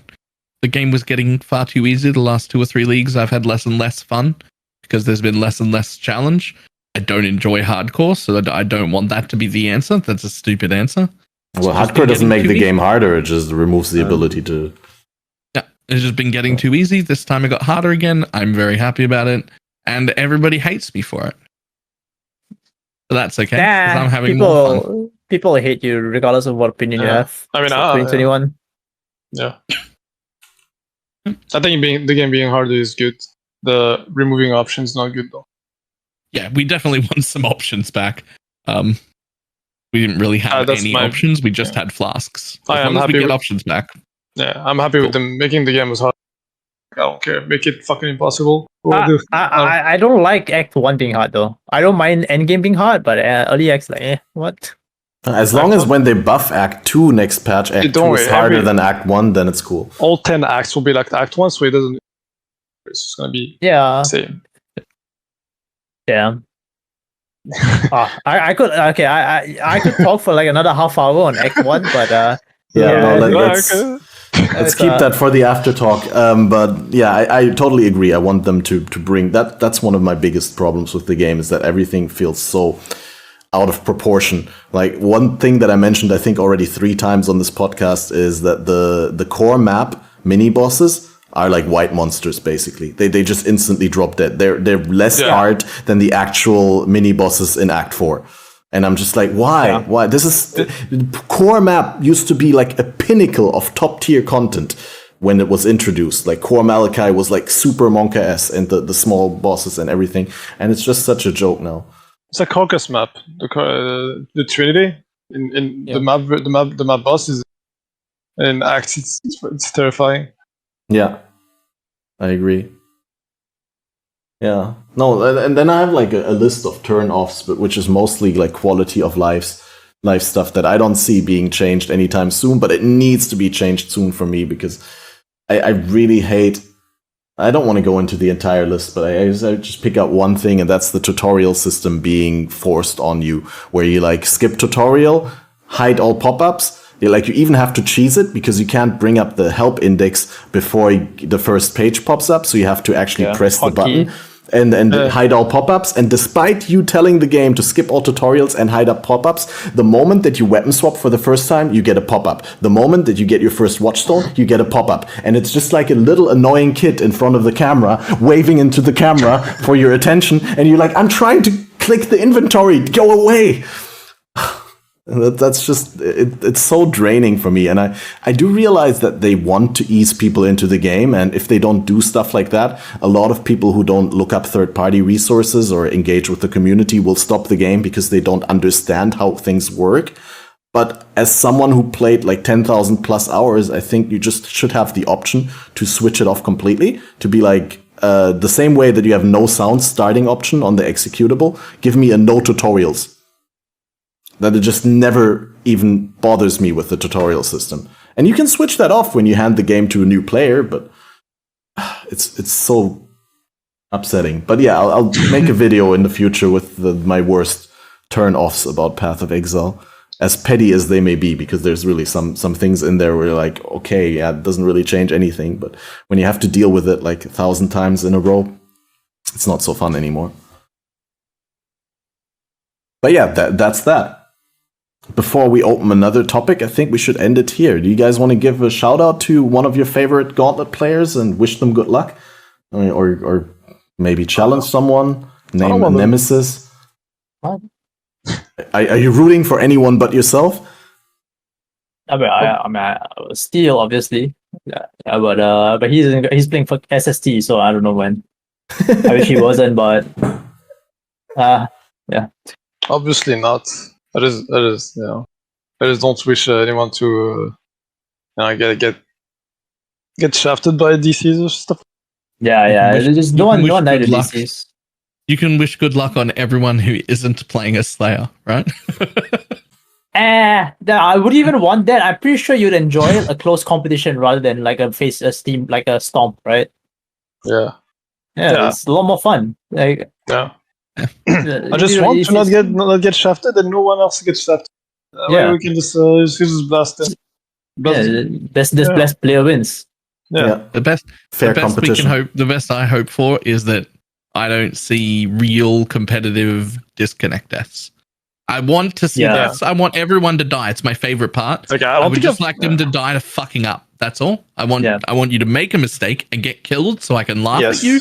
Not get disconnected and die so that I feel bad. That's how I wanna. That's why I want to go out. Every Gauntlet I've been just getting shafted by stuff like this. If I'm dying this Gauntlet, I just want to die because I fucked up. Yep. That's all I want. And that's good, when I die, if I get to see a clip of you dying and you fucked up, that's great because I can laugh at you. But if you disconnected I hope that people just get to feels that. bad for everyone. Yeah, no one likes it don't when someone enjoy dies in that. DC. Yeah, I don't enjoy that at all. Yeah, that's true. Or Martyr, that's not funny either. Well, Martyr, oh my god, it's another topic. Yeah, there's a lot of things we can talk about. I think that was probably one of the best statements that we could have ended on. That's like, yes, we want a fair competition for everyone. We don't want anyone to get bullshitted by RNG, and we just want, a nice race for viewers and racers and casual competitors or players. But yeah, before I open another can of topic worms with that, I'll just quickly tell everyone, thank you for coming onto the podcast. Thanks, cArn and Gucci, for joining.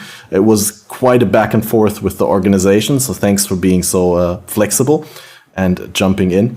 It was great to have you on. Guys in chat, thanks everyone for tuning in.